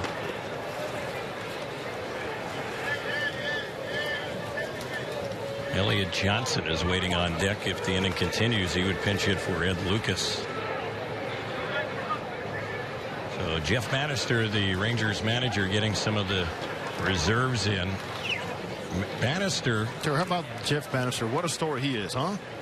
Yeah, he's a guy that has certainly persevered not only in baseball but in the game of life. He has overcome a number of issues, bone cancer as a teenager. Pitch on its way, swing and a miss, and Choice is down. Good pitch there by Salas to get him. Struck him out, and that will end the inning.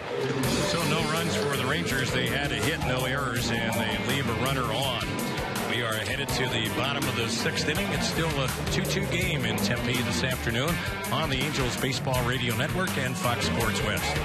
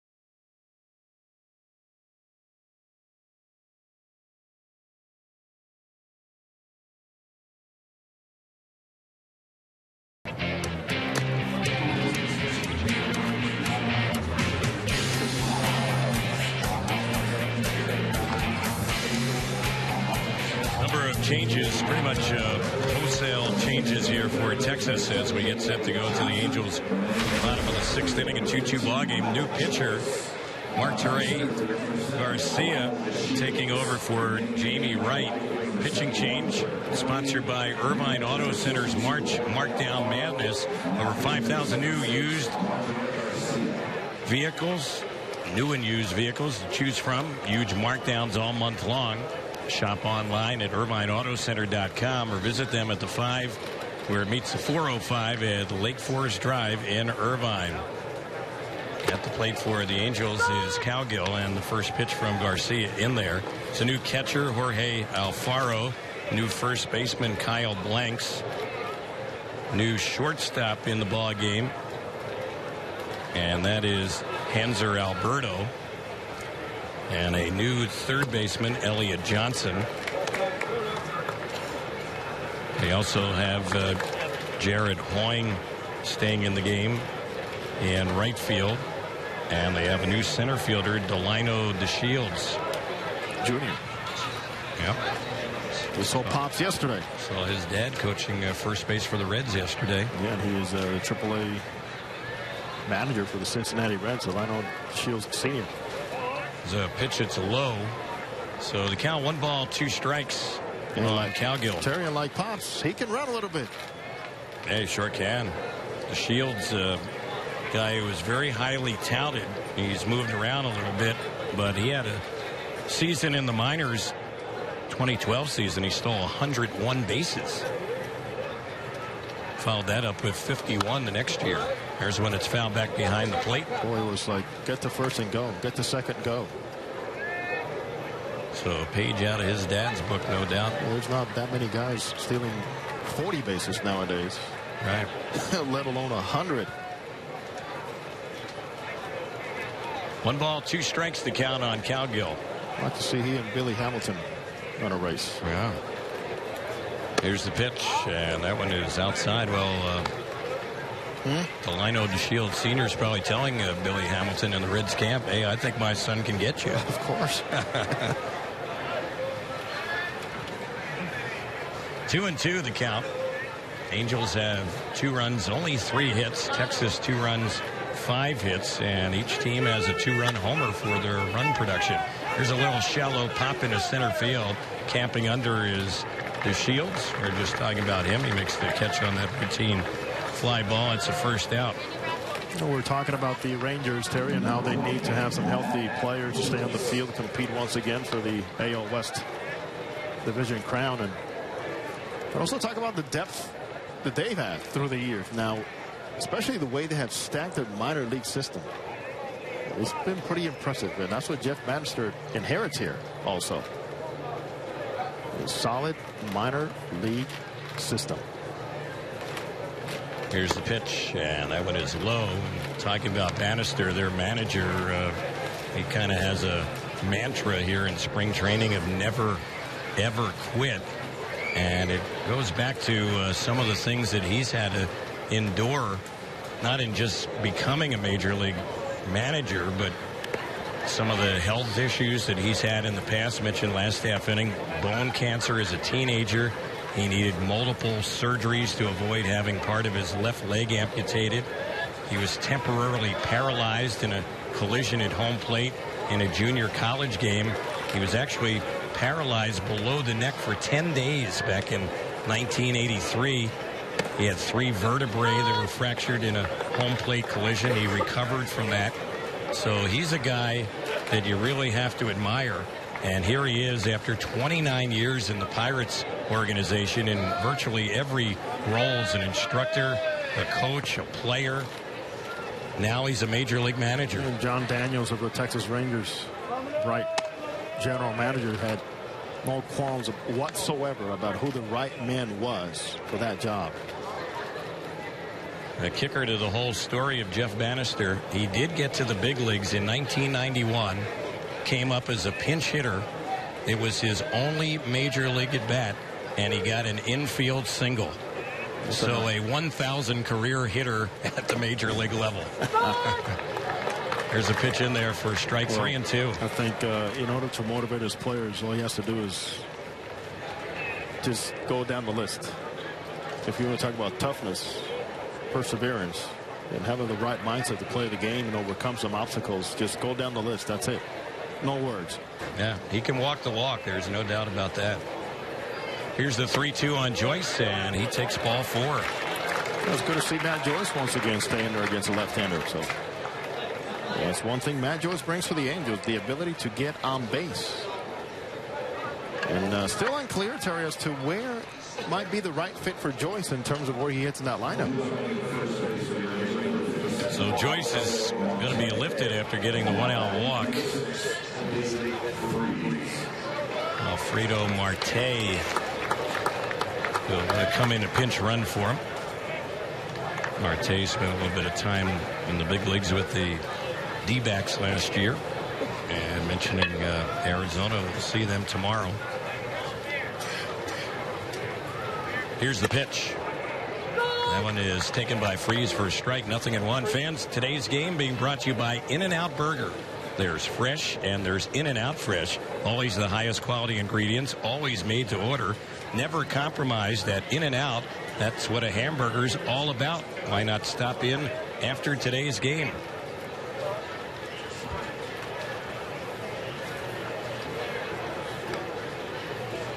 The ball's 1 strike to count here on Freeze. 2-2 game, bottom of the 6th. Swing and a miss. Yikes. That is pulling the string.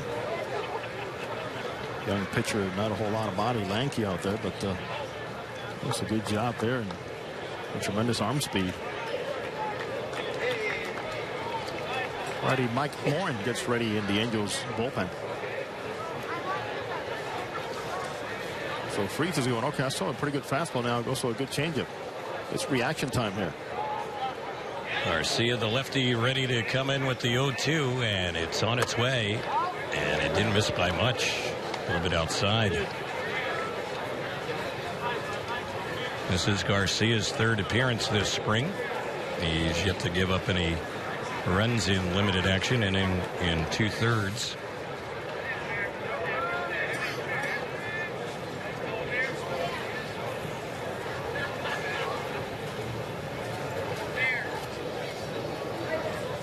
Toss over to first base. Marte gets back to the bag in plenty of time.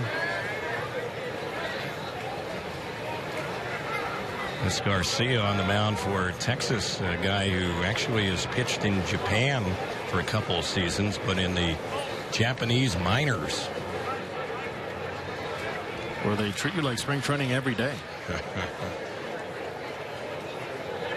1-2, and the next pitch, that's inside. 2 balls, 2 strikes. So a report I've gotten from a couple of players that have gone to the Japanese major leagues but have gotten sent down. They're like, oh no, you don't want to get sent down in the Japanese minor leagues because it is an instructional league every day.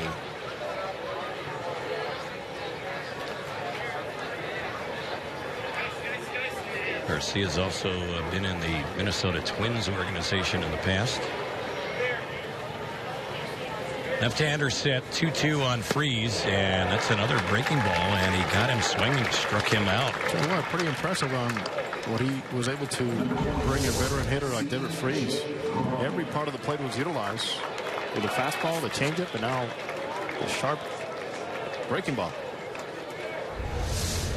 So with 2 outs and a runner at first base, here's Crone, who homered his last time up. Those have been the runs the Angels have had so far, coming on a 2-run C.J. Crone 4th inning home run. 2-2, bottom of the 6th in Tempe. Pickoff tossing a bad one to first base and moving on to second, and thinking about heading on to 3rd is Marte, but he'll hold at second base. Not a good pickoff throw at all, and an error all the way on the reliever Garcia. Move that throughout the years has been eliminated for many lefties around baseball, the step-off move.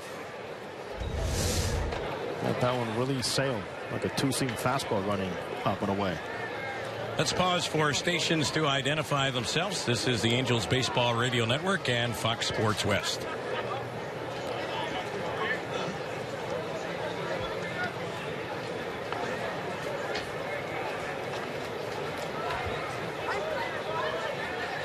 Terry Smith, Jose Mota, Darren Chan with you today here from Tempe. Hope you're enjoying the action. Crone takes that one for a strike. Only 3 hits for the Angels. Been kind of a quiet day offensively. The Angels facing their 4th opposing pitcher today.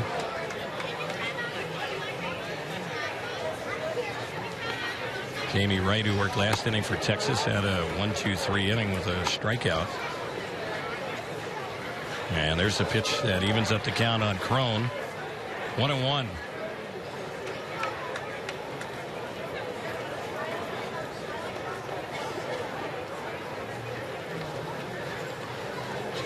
Martiré Garcia set. Next pitch. That one is skied in the air, foul down the left field side. It's going to get back and out of play. It's 1-2 on Crone. He has hit a couple of balls extremely hard here today. First down, deep right field, and he made the adjustment and crushed it. 2-run home run. 4th inning. All hand strength for this big man here. So Crone in the hole. 1-2 the count. It would likely mean a run. The pitch. He takes a cut of that one and fouls it straight back behind the plate.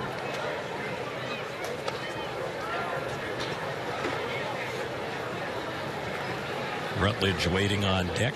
Crone was a big reason why the Angels didn't hesitate when the time was right. And maybe a lot of people thought the time was a little late on pulling the string on Raul Ibanez, who was signed as a primary DH for the Angels last offseason, or for last season, and just did not pan out. 1-2. Crone fouls another one off, this time on the ground on the third base side. Hanging tough with 2 strikes. Ball came up, gave the Angels some very valuable at-bats. Ibanez continued to struggle. Angels gave Ibanez every chance to get out of his funk, and it just didn't happen. And before you know it, Ibanez becomes a candidate as a big league manager this winter. Yeah. Here's the 1-2. Crone reaches at that one and lifts it in the air, but it's hanging up for the right fielder Hoying, and he will make the catch. That'll end the inning. Got him to chase a pitch outside. And the inning, no runs, no hits, a walk, an error, and the Angels leave a runner at second base. So we're heading on to the 7th inning, tied at 2 on the Angels Baseball Radio Network and Fox Sports West.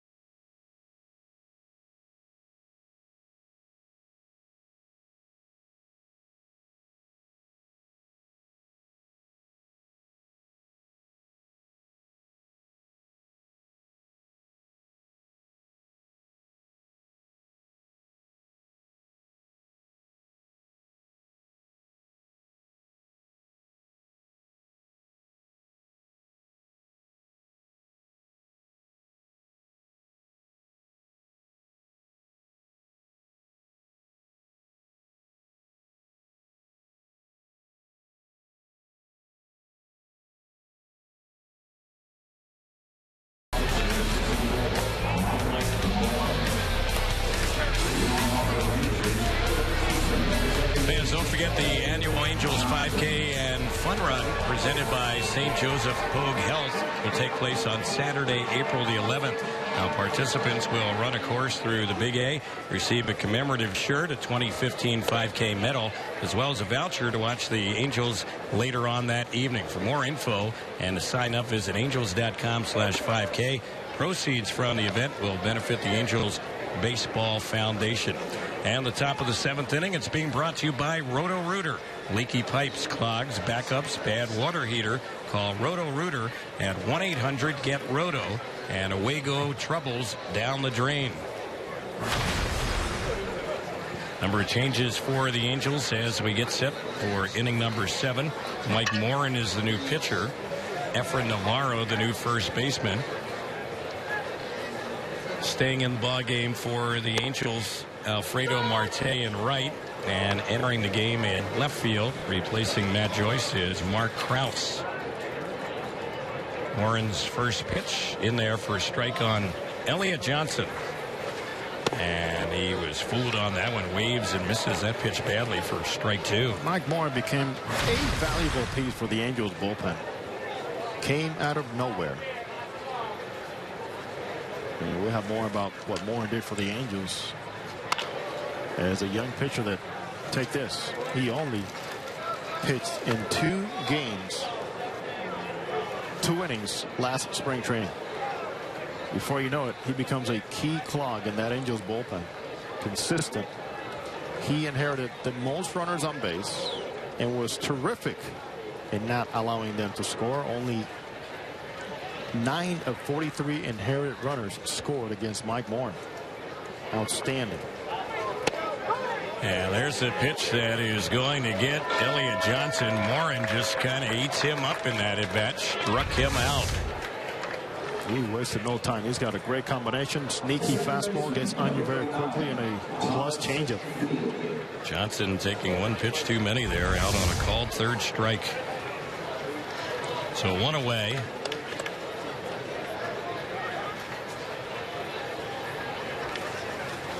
And this is Tommy Field batting, and that pitch is taken for a called strike.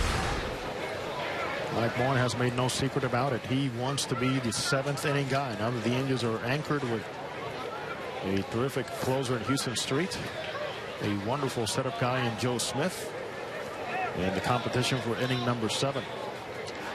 Next pitch on Field, he checks, and they say he was holding. He's batting for Rougned Odor, and will likely replace him at second base as well. Odor went 1 for 2 today for the Rangers. Fernando Salas, who pitched last inning for the Angels, gave up a hit, no runs in 1 inning, didn't walk any, struck out 1. Warren's next pitch, and that's right in there for a called strike. You know, as I talk about inherited runners, that's one aspect the Angels need to get better at it. They were the worst team in the American League in the percentage of inherited runners that scored. 33.6. That is also one of the worst in the major leagues. The Indians were the best team in the majors at 19.5%. Here's a little pop-up into shallow center field. And going back and making the grab on that for the Angels is Rutledge. That's the second out. So, Terry, that's where sometimes your bullpen stats could be deceiving. And a guy maybe having a terrific ERA for himself, but not doing the job when he is inheriting his teammates' runs. So for the Angels, that's one area, of course, where they need to get better at. Again, the Indians, 19.5% the best. And the worst team in the big leagues, Colorado Rockies, around 40% of the inherited runners scored against Rockies relievers. Lino DeShields getting ready for his first at bat today. He's hitting out a Martinez spot. He replaced him in center field as well. And he takes the first pitch for a ball.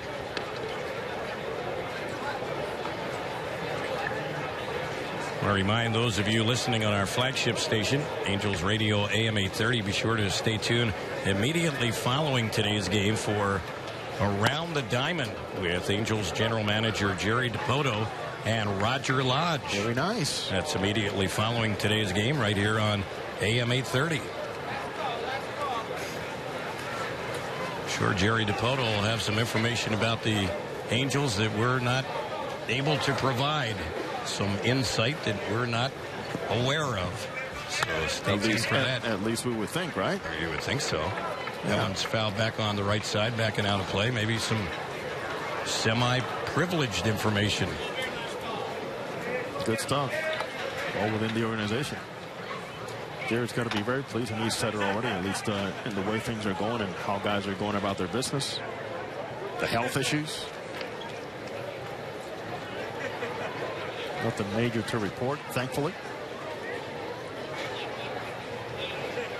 Here's the 2-1. Lifted in the air, and that ball's hit well. Myers is chasing. He can run, and he goes back and reaches up and makes the grab.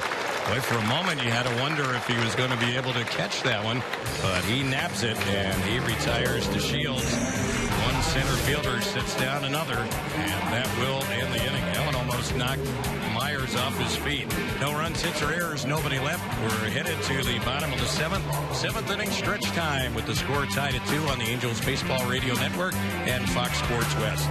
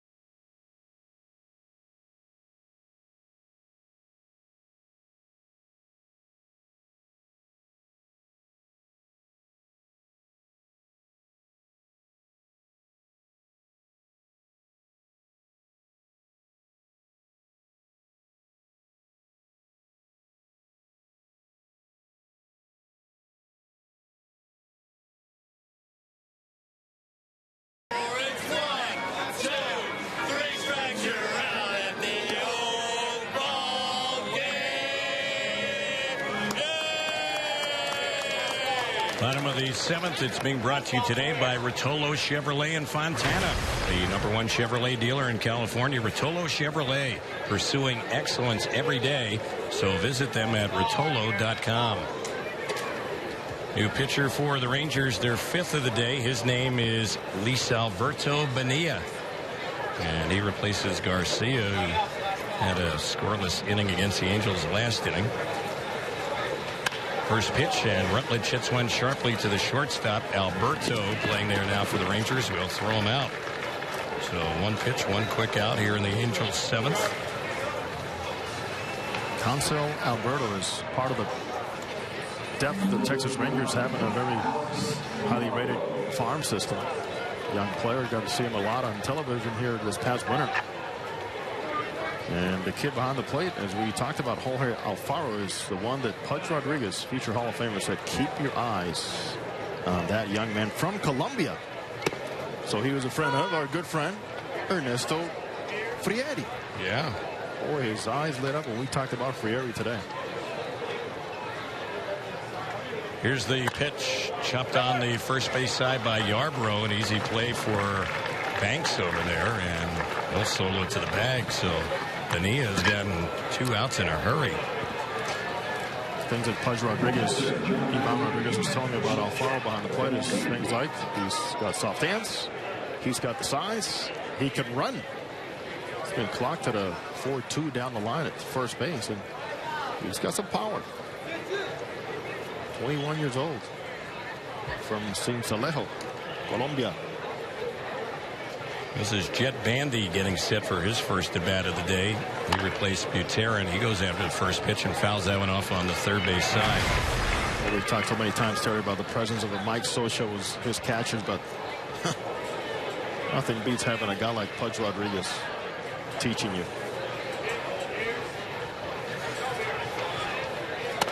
Next delivery, Bandy takes outside.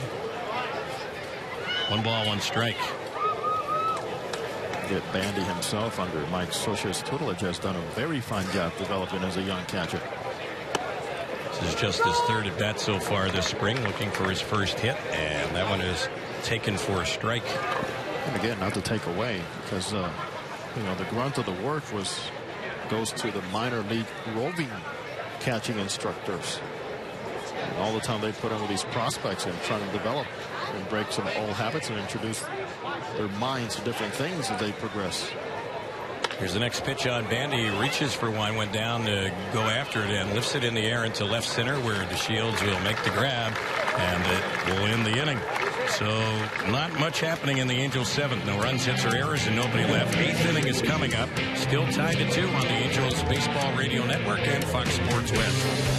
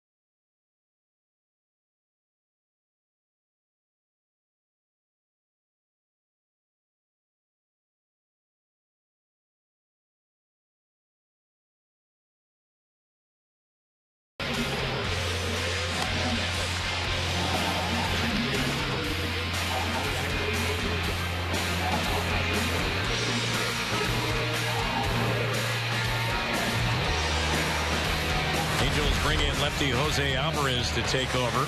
The top of the 8th inning. It's being brought to you by Chronic Tacos Mexican Grill, using third-generation recipes and packed with your favorite fresh ingredients. That's Chronic Tacos. For a location near you, go to eatchronictacos.com and live the taco life. So along with Alvarez now pitching, Johnny Giavotella has come into play second base. He replaces Alex Yarborough. Josh Rutledge leaves the game. He was playing shortstop. Eric Stamets is the new Angels shortstop. And the Angels have Jackson Williams now taking over behind the plate. He replaces Jet Bandy. Another fine young catcher in Jackson Williams. Angels want to take a good look at him. He was a college teammate of Garrett Richards. That might keep you around longer. Let me say that. Oh. Huh? Here's the 0-1, and this is Hanser Alberto batting for the first time. He takes that one for a ball. 1 ball, 1 strike. As you mentioned, Garrett Richards, another test pass today. Simulated game, 2 innings in the backfields. Faced some hitters, and things are going very well for Garrett Richards. Here's the pitch. That's chopped off the foot of the batter, Alberto. 1-2 the count. Well, Alvarez with Rosinski, with Rasmus, Tropiano have provided Terry, for the Angels, that starting pitching depth that general manager Jerry Dipoto wanted to add? Mike Scioscia knows the value. Mike Butcher knows the value of having multiple guys can be stretched out, as they call it, for you. And Alvarez did a fine job first time out and got the win. Yeah, he sure did. Couple of scoreless innings, 3 strikes. Here's the next pitch. A liner, a fair ball out of the reach of Featherston, the third baseman. That one's going to roll all the way down in the left field corner. Krause is just running it down and stopping at second with a leadoff double is Alberto. Hanser Alberto, middle infielder. Great gap-to-gap power, good line drive hitter. Stayed on that breaking ball. You can see where the finish was the most important thing of that swing. So Shin-Soo Choo has gone all the way. He's been their DH today. He's going to step up for the 4th time, a single and a couple strikeouts. The attendance today, 6,063. 6063. Lefty-lefty matchup. The pitch chopped on the right side. That'll get the runner over to third. Giavotella will throw to first to easily get Choo. But that moves Alberto over to third base, 1 away. He represents the go-ahead run. And now Kyle Blanks will get ready for his first at-bat.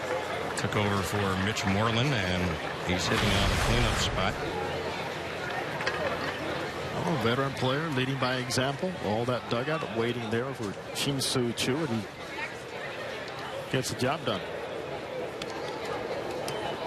So the Angels infield is in. Here's the pitch on Blanks, and he takes it for a strike. Snap throw by Williams up the third base side. Alberto dives back. That is a design play. Mike Scioscia loves to have those catchers throw over the third base in that first pitch.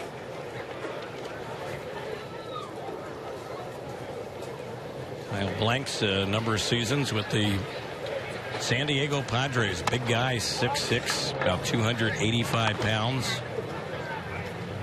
He's another guy that's had a lot of trouble staying healthy in his big league career. No doubt. I mean, he came up as a can't-miss guy, and he really is not pound out yet because of the health issues you talk about. Serious power. Here's the pitch on Blanks, and this one is chopped over the head of the third baseman and through into left field. That's going to give the Rangers the lead. Nothing Featherston could do, as that one took a high chop on the left side of the infield, and an RBI single for Blanks. It's 3-2 Texas. Terry in Florida. That's a ground ball to third. In Arizona, that's a knock. Yeah.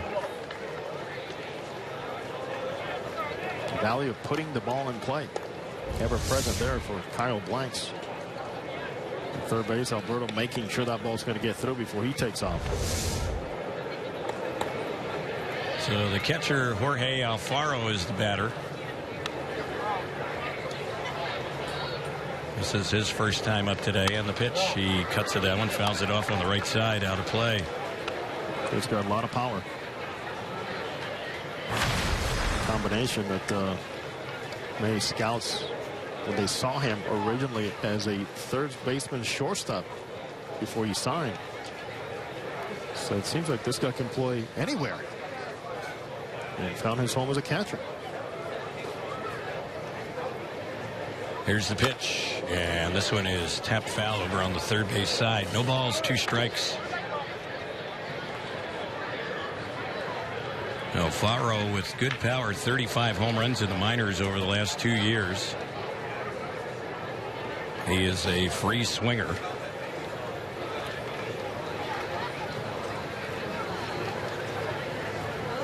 No balls, 2 strikes to count on him.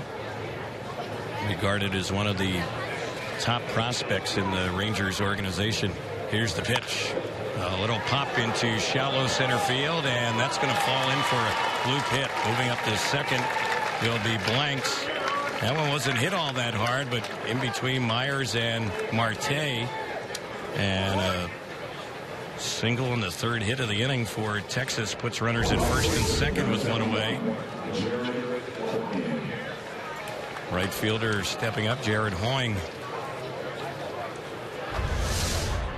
Alvarez has not been able to find the key locations so far with a combination he has of the sinking fastball, the sneaky fastball, which he cuts, changeup, slider. Boeing, since coming in, pop out to third, his only time up. Left-handed batter. First pitch. He takes that one for a called strike.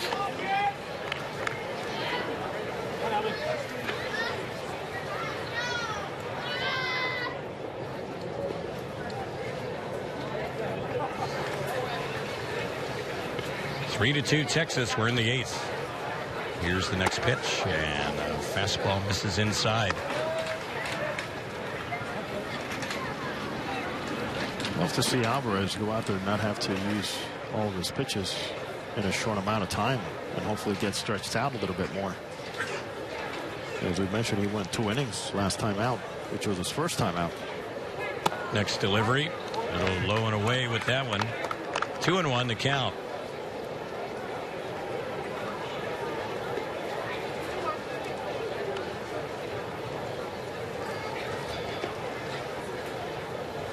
Infielders are backed up for the most part. Here's the next delivery, way low and outside. So Alvarez is struggling right now. Nice job, Jackson Williams behind the plate. Good job gliding to his left, centering that body, keeping it soft, and finding that mitt in the right spot.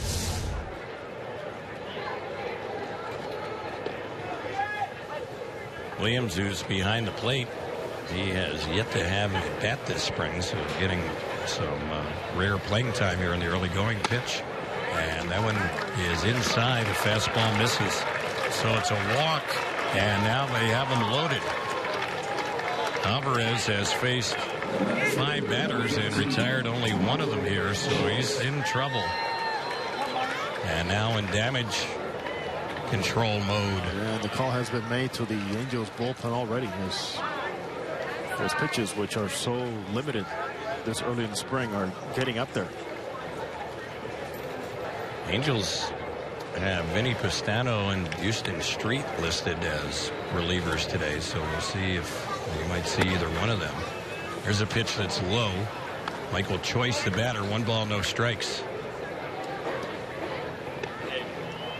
Now it comes down to Alvarez to get back to his strength. Is somebody chase his pitch and get the ground ball. Yeah, you could use a double play ball right here. 1-0. Lifted in the air into right center. It's not all that deep, but likely deep enough to get the runner in. Making the grab is Marte. He will fire towards third. Tagging and scoring from third base will be Blanks. And on the sac fly, Texas now leads at 4-2. I'll give the Rangers a lot of credit here, as everything starts with the double by the youngster Alberto, providing some good leadership abilities. And then the key at bat to me is their veteran designated hitter, Shin-Soo Choo, pretty much saying, I got to do what I need to do to get the guy over, and rolls over. And from there on, the whole inning changed. Here's Elliott Johnson batting. Been up once, a strikeout victim. Runners at the corners. 2 outs, 2 runs in, 4-2. Texas here in the 8th. The pitch, swing and a miss.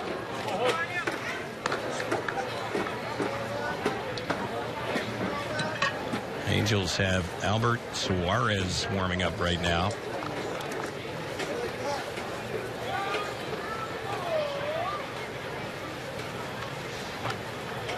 Suarez has appeared in 1 game so far this spring. Here's the pitch, swing and a miss. Johnson fooled off speed there. 0-2.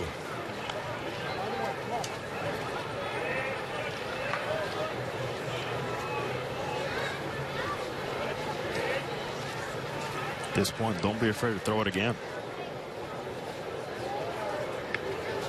Alvarez is set way in front. The 2-strike delivery. It's chopped right back to him. Stops it. Has time. Throws to first. And it's in time to end the inning. But in the inning, Texas comes up with another 2-run inning. 2 runs. They had 3 hits, a walk, no errors, and they end up leaving a pair.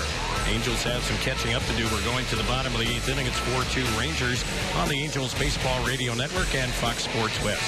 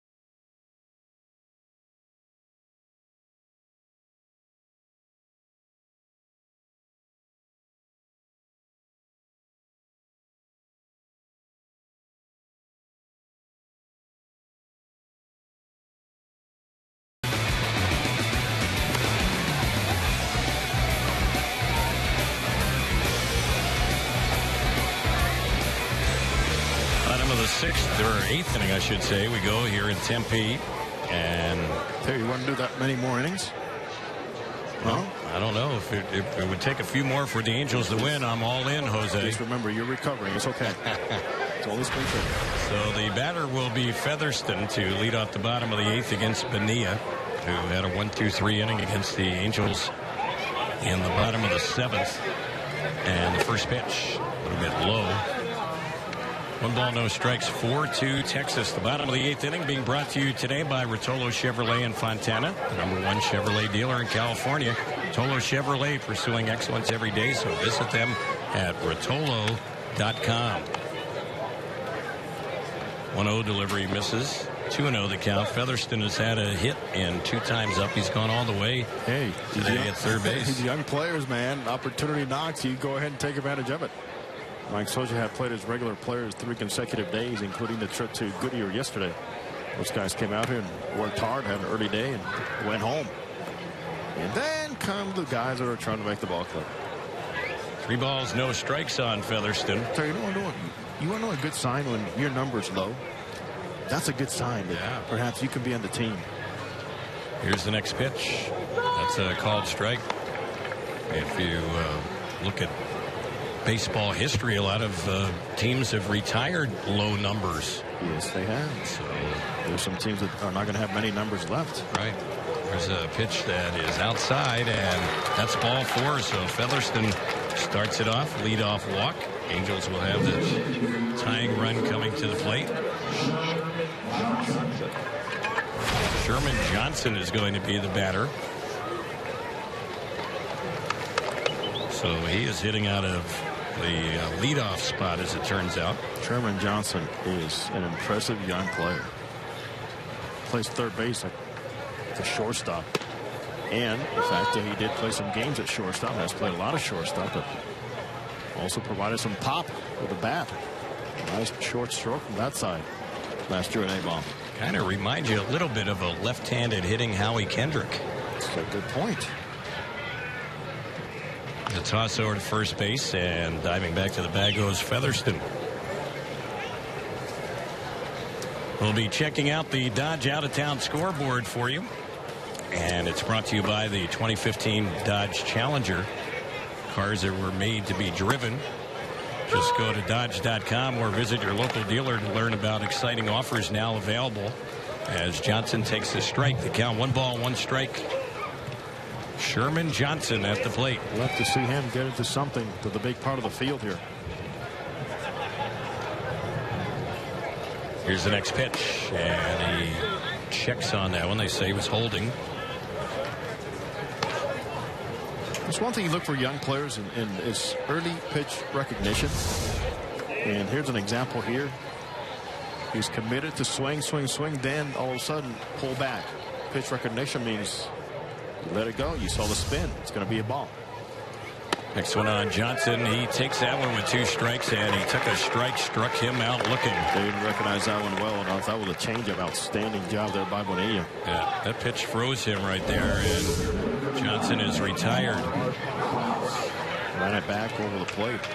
And to me, as a young hitter, I can see Johnson thinking, well, I just laid off of one. He's going to try it again. And what happened is the ball didn't run in the same direction. In other words, it wasn't running in. It was running more out over the plate. Lesson learned, young man. It's all right. Howie went through that too, right, Terry? Yeah, he did. Truck Kendrick. Now with the... That's how Buddy Black baptized him. Right. Hey, Truck. Buddy Black at that point, the Angels pitching coach, now the San Diego Padres manager. And he's stacked with talent. Goodness. Here's the pitch on Krause. Took a big cut at that one and misses it. Yeah, the Padres, the team the Angels will face on Friday right here at Tempe Diablo Stadium, man. Boy, did they ever have a makeover in the offseason. Oh. Open up the pockets. Make some trades. The 1 pitch. That is drilled into center field.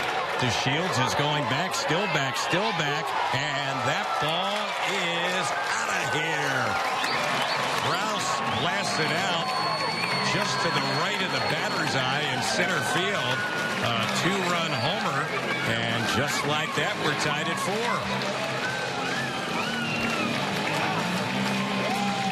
That's what you want to see. Big part of the field. Reason is for what Bonilla is presenting to you. There's a very good chance that if you stay on the baseball and think big, you have a very good chance of connecting and making contact. That was square by Krause right through the middle. So the Angels, who had hit only 2 home runs all spring, have hit 2 more here today, and have come back to tie up the Rangers once again. Homers by Crone and Krause this afternoon. This is Marte batting. First pitch was a strike, and that one he swings and misses. He's in the hole. 0-2 in the Cactus League on the Dodge out-of-town scoreboard. A's have a 5-4 lead against the D-backs in the bottom of the 7th. Barry Zito pitched in relief for Oakland. 2 2/3 innings, gave up 3 hits and 2 runs, including a homer. And a Rockies split squad on top of Seattle right now, 9-2 in the top of the 8th. Willeen Rosario, a pair of home runs in that one for the Rockies. Hey, trying to gain that job outright. Power has not been the issue with Willeen Rosario. It's been defense. Here's the 1-2 on Marte. Late with the swing, fouls it off right near the Angels dugout on the first base side. 1-2.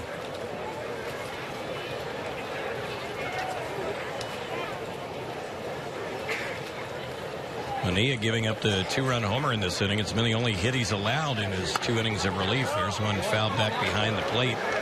Still 1-2.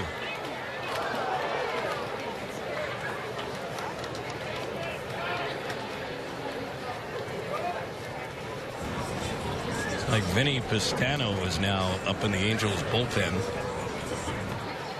So we could be seeing him come in to work the 9th. Here's the 1-2 pitch, and that one is missed. Ball dropped by the catcher Alfaro. Picks it up, fires the first, and that will complete the strikeout for the second out. Seen some very big swings out of Alfredo Marte so far. And a guy that probably is trying to do way too much.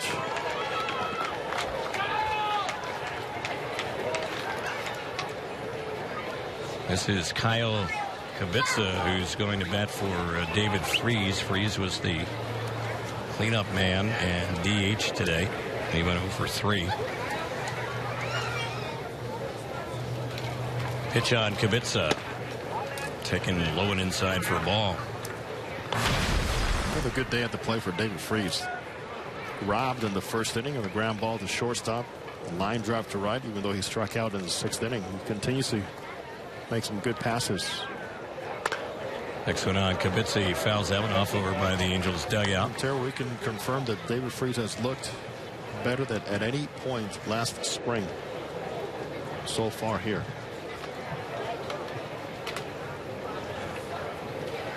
Certainly with a bit more of a comfort level with a season under his bat in the American League with the Angels. The pitch, it's outside. There's a big year for him. Contract year. He'll be a free agent when the season ends. We're talking about the revolving door at third base for the Angels the last 6 years. 6 different players have started opening day, including somebody named Mark Trumbo. Yes, Trumbo did make a start for the Angels at third base a couple of years ago on opening day. That experiment did not last very long. We knew it wasn't going to last very long, and it took a couple of... He tried. Yeah, of course. His credit. Put his time in, worked hard here in the backfields. Yeah. I mean, that was never a role that Trumbo was asking for or begging for. But Trumbo in the 2012 season was the Angels' opening day third baseman.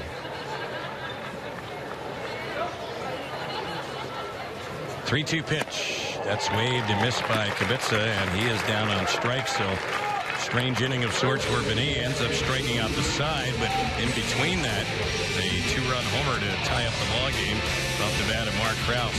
2 runs in the inning. Angels had just 1 hit, a walk, no errors, nobody left. The 9th is next. It is up for grabs here in Tempe, tied at 4 on the Angels Baseball Radio Network and Fox Sports West.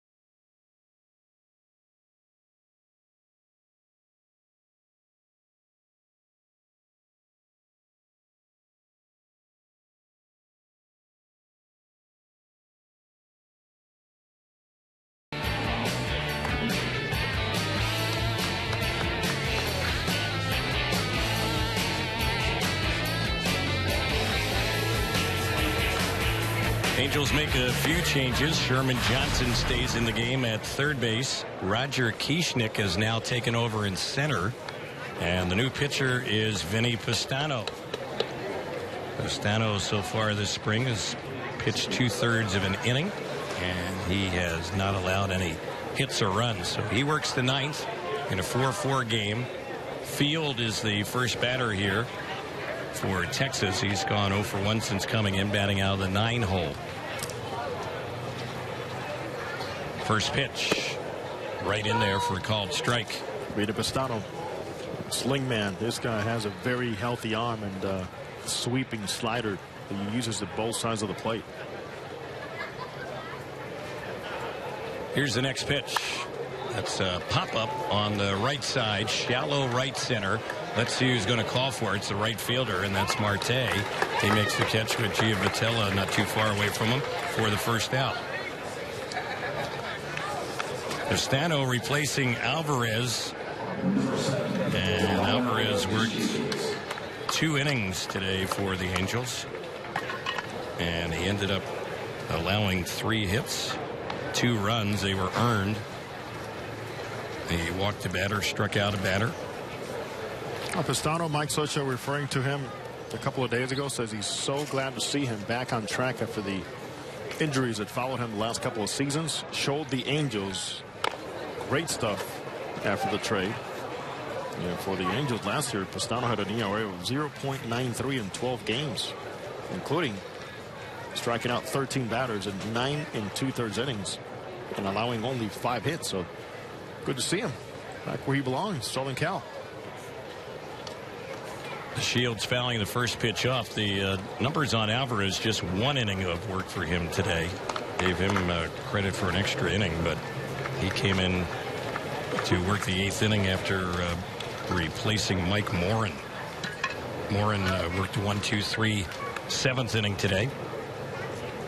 Here's the 0-1 pitch. There's a bunt. It's pushed out on the right side of the mound, fielded by Pastano. The flip to Navarro, and they get the speedster Delino DeShields. That's the second out. Want to remind those listening on our flagship station, AM 830.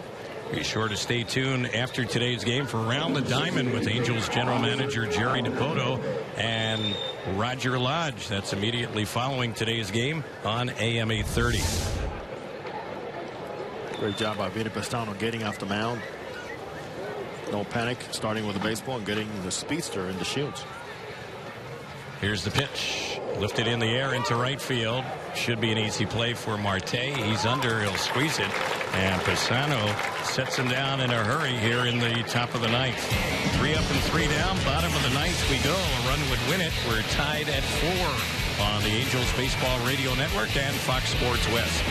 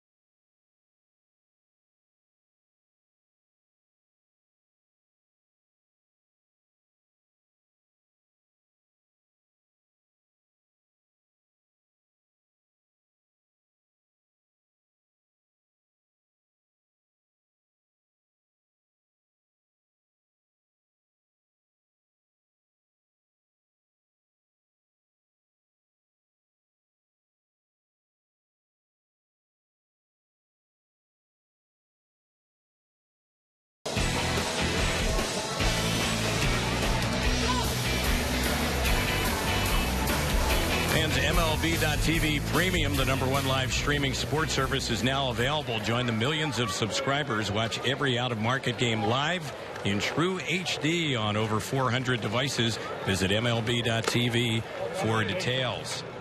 Efrain Navarro leads it off. Luis Alberto Bonilla working now in his 3rd inning of relief. It's a 4-4 game, bottom of the 9th inning.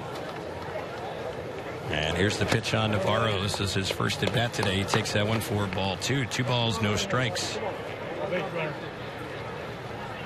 Navarro, he is hitting out a Crone spot. C.J. Crone was a starting first baseman today. Went 1 for 3 with a 2-run homer.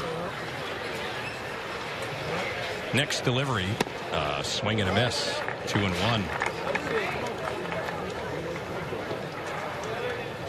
The Angels have had only 4 hits today, but 2 of them have left the ballpark. 2-run homers by Crone and Kraus.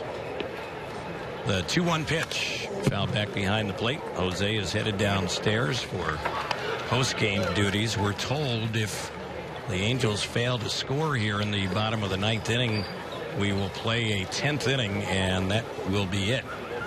But the Angels can prevent an extra inning with a run here in the bottom of the 9th. A 2-2 outside, off speed. It's a full count. 3 balls, 2 strikes.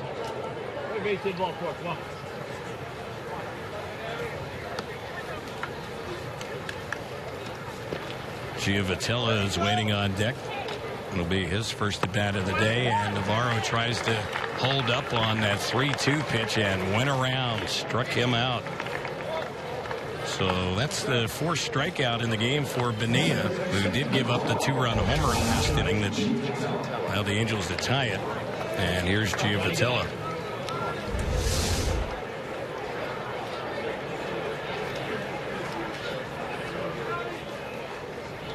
Giovitella so far this spring is 2 for 7 with a home run. First pitch. He drills that one down the left field side, tight to the line, but foul as it lands right around the Rangers open air bullpen down that left field corner. No balls, 1 strike to count. Crowd today a little over 6,000 for the Angels and the Rangers. Angels and Diamondbacks tomorrow at Salt River Field. And then the Angels will be right back home for home games here Thursday, Friday, and a split squad home game on Saturday. 0-2 on Johnny Giovitella.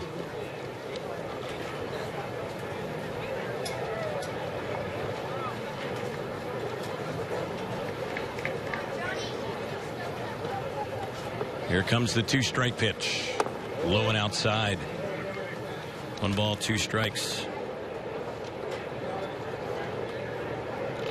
Angels acquired Giovitella during the offseason from Kansas City, a deal in December.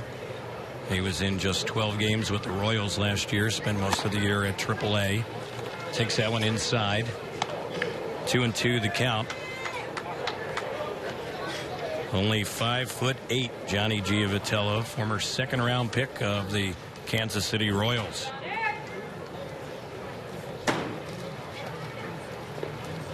Next delivery on the 2-2, a fastball outside. So the count 3-2.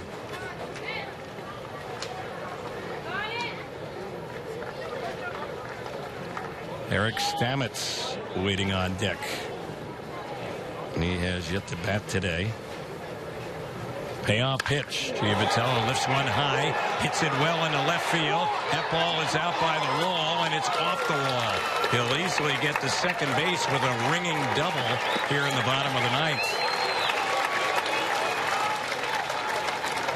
Now Giovitella showing some pretty good power here the last couple of days. Yesterday in the game against the Reds in Goodyear, he hit a home run in the 7th inning. Came close to hitting one on that swing of the bat. Has a double and represents the winning run at second base with 1 out.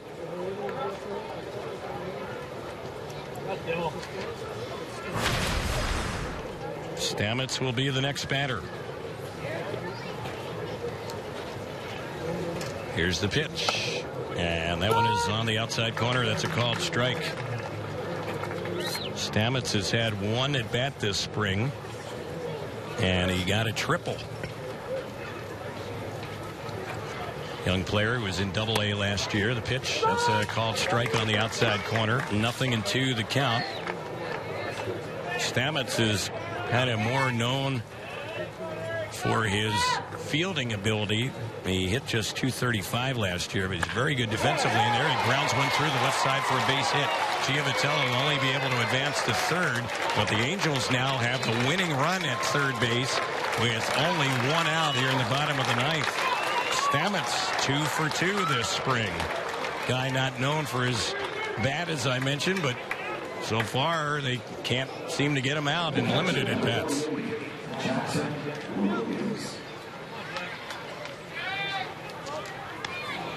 So Jackson Williams will be the batter, the Angels catcher.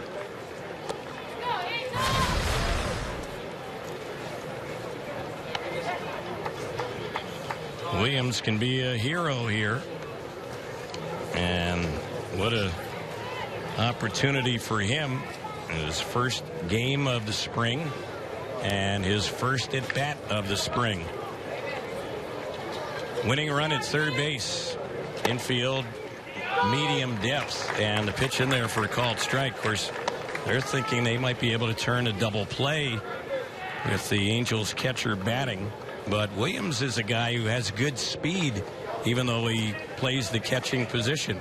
Former first-round pick of the Giants. He was in 7 games for the Rockies last year.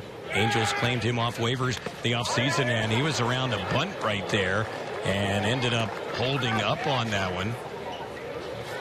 So it's 1 ball, 1 strike. That was not a suicide squeeze, more of a safety squeeze. The runner at third base, Giovatello, was not on the breakdown from third base. Had he been breaking, he would have been a dead duck in a rundown. 1 ball, 1 strike. 4-4 Angels and Rangers. Bottom of the ninth. A 1-1 pitch. He tries to bunt it again, and a safety squeeze try there by Williams, but he fouls it off over by the Angels on deck circle.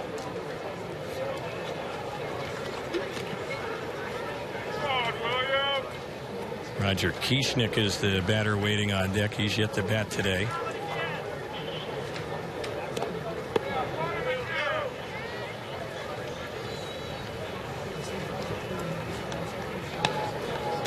So Williams, right-handed batter.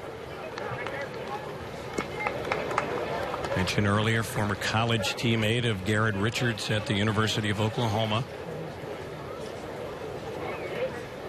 He awaits the 1-2 pitch. Bonilla is set. Here it comes. It's popped up shallow right center. The second baseman goes back, and it's going to be an easy catch, and nothing the lead runner down at third base, Giovatello, can do but hang on. So Williams unable to deliver there. Fly ball deep enough to the outfield would have likely won the ball game for the Angels, but that one was way too shallow in right center, caught by the second baseman. So now 2 are gone here in the bottom of the ninth. 4-4 the score.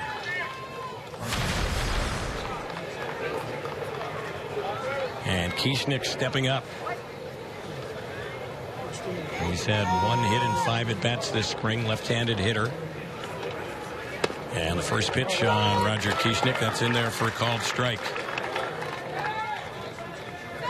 Kieschnick was in 25 games for the D-backs last year. Angels picked him off the waiver wire in October during the offseason. Here's the pitch. Left-handed batter cuts at that one and misses it. And he missed it badly. So it's no balls, 2 strikes. Kieschnick, a former third-round pick of the San Francisco Giants. That was back in 2008.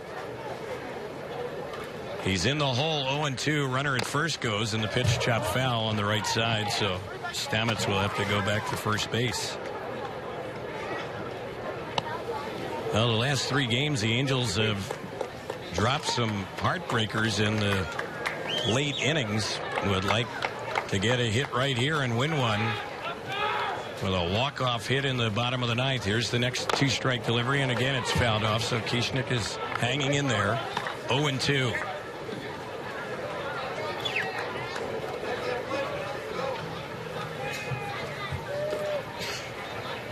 Rangers infield playing backed up now with 2 outs. Outfield medium depth. 2 strikes to count on Kieschnick. Here's the 0-2. That's low. It gets away from the catcher Alfaro, breaking for the plate and scoring the winning run from third base is Giavotella. So that's how the game will end. The Angels get a walk-off win. Not sure if it'll be a wild pitch or a pass ball, but an odd way to see this game end. And the Angels come away with a 5-4 victory. There's no doubt it was low.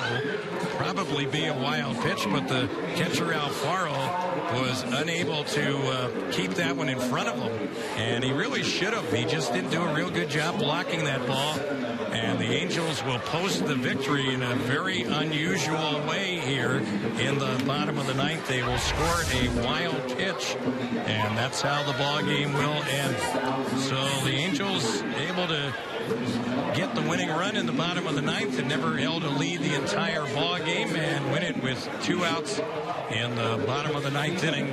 A weird walk-off win on a walk-off wild pitch, and a 5-4 Angels victory today here in Tempe. Let's pause for station identification on the Angels Baseball Radio Network and Fox Sports West.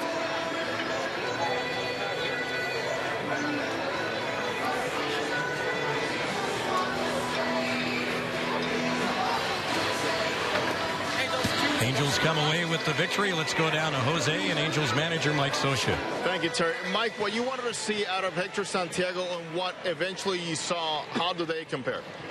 Well, he was much closer to where we need him, and really one little slider out of the stretch to Martin, and there weren't many bad pitches Hector threw this afternoon. That's important to us. Big sign. Talk about big signs, a big man, and C.J. Cron and maturity level, the things that Don Baylor's implementing with him. How much of this momentum would you like to see carry on to the regular season? Well, it has to. I mean, we're trying to get some depth through our lineup, and I think the fact of where CJ is right now, and with Josh not here, and obviously some, looking at some things as we go through the season with Howie being traded, CJ's important to us. So it's good to see him swing it today. How pleased are you with the options presented to you right now in your bullpen depth, including Vinny Pastano, Morin, and Salas that threw today, including also Scott Snodgrass? Yeah, we've got some interesting guys. Lindstrom yesterday, really has been throwing the ball well. You look at Vinny and you look at Mike Morin and Snodgrass coming in and showing his stuff. We're going to have a good pen. Jose, exactly how deep it is, we'll see, but we're confident that those guys are going to be there.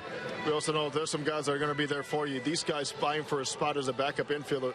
Taylor Featherston, the things that you saw him working out on and how he's transferred that into the game, what do you like the most? Well, Taylor's the most athletic out of the crew, but Grant Green can do a lot, and Rutledge can do a lot, and you look at Johnny Giavotella has really started to swing the bat well his last 3-4 at bats. These guys are important to us. How it filters down, I don't know, but Taylor's a guy that certainly is comfortable at third base and short, along with second. Mike, thank you. All right, Jose, thanks. Terry, it's all yours, buddy. All right, thanks, Jose. The Angels come away with the victory today as they beat the Rangers 5-4. For those of you watching on TV, Jose, along with Patrick O'Neill, will have a lot more post-game analysis. And on the radio side, we'll have some more for you from Tempe as well.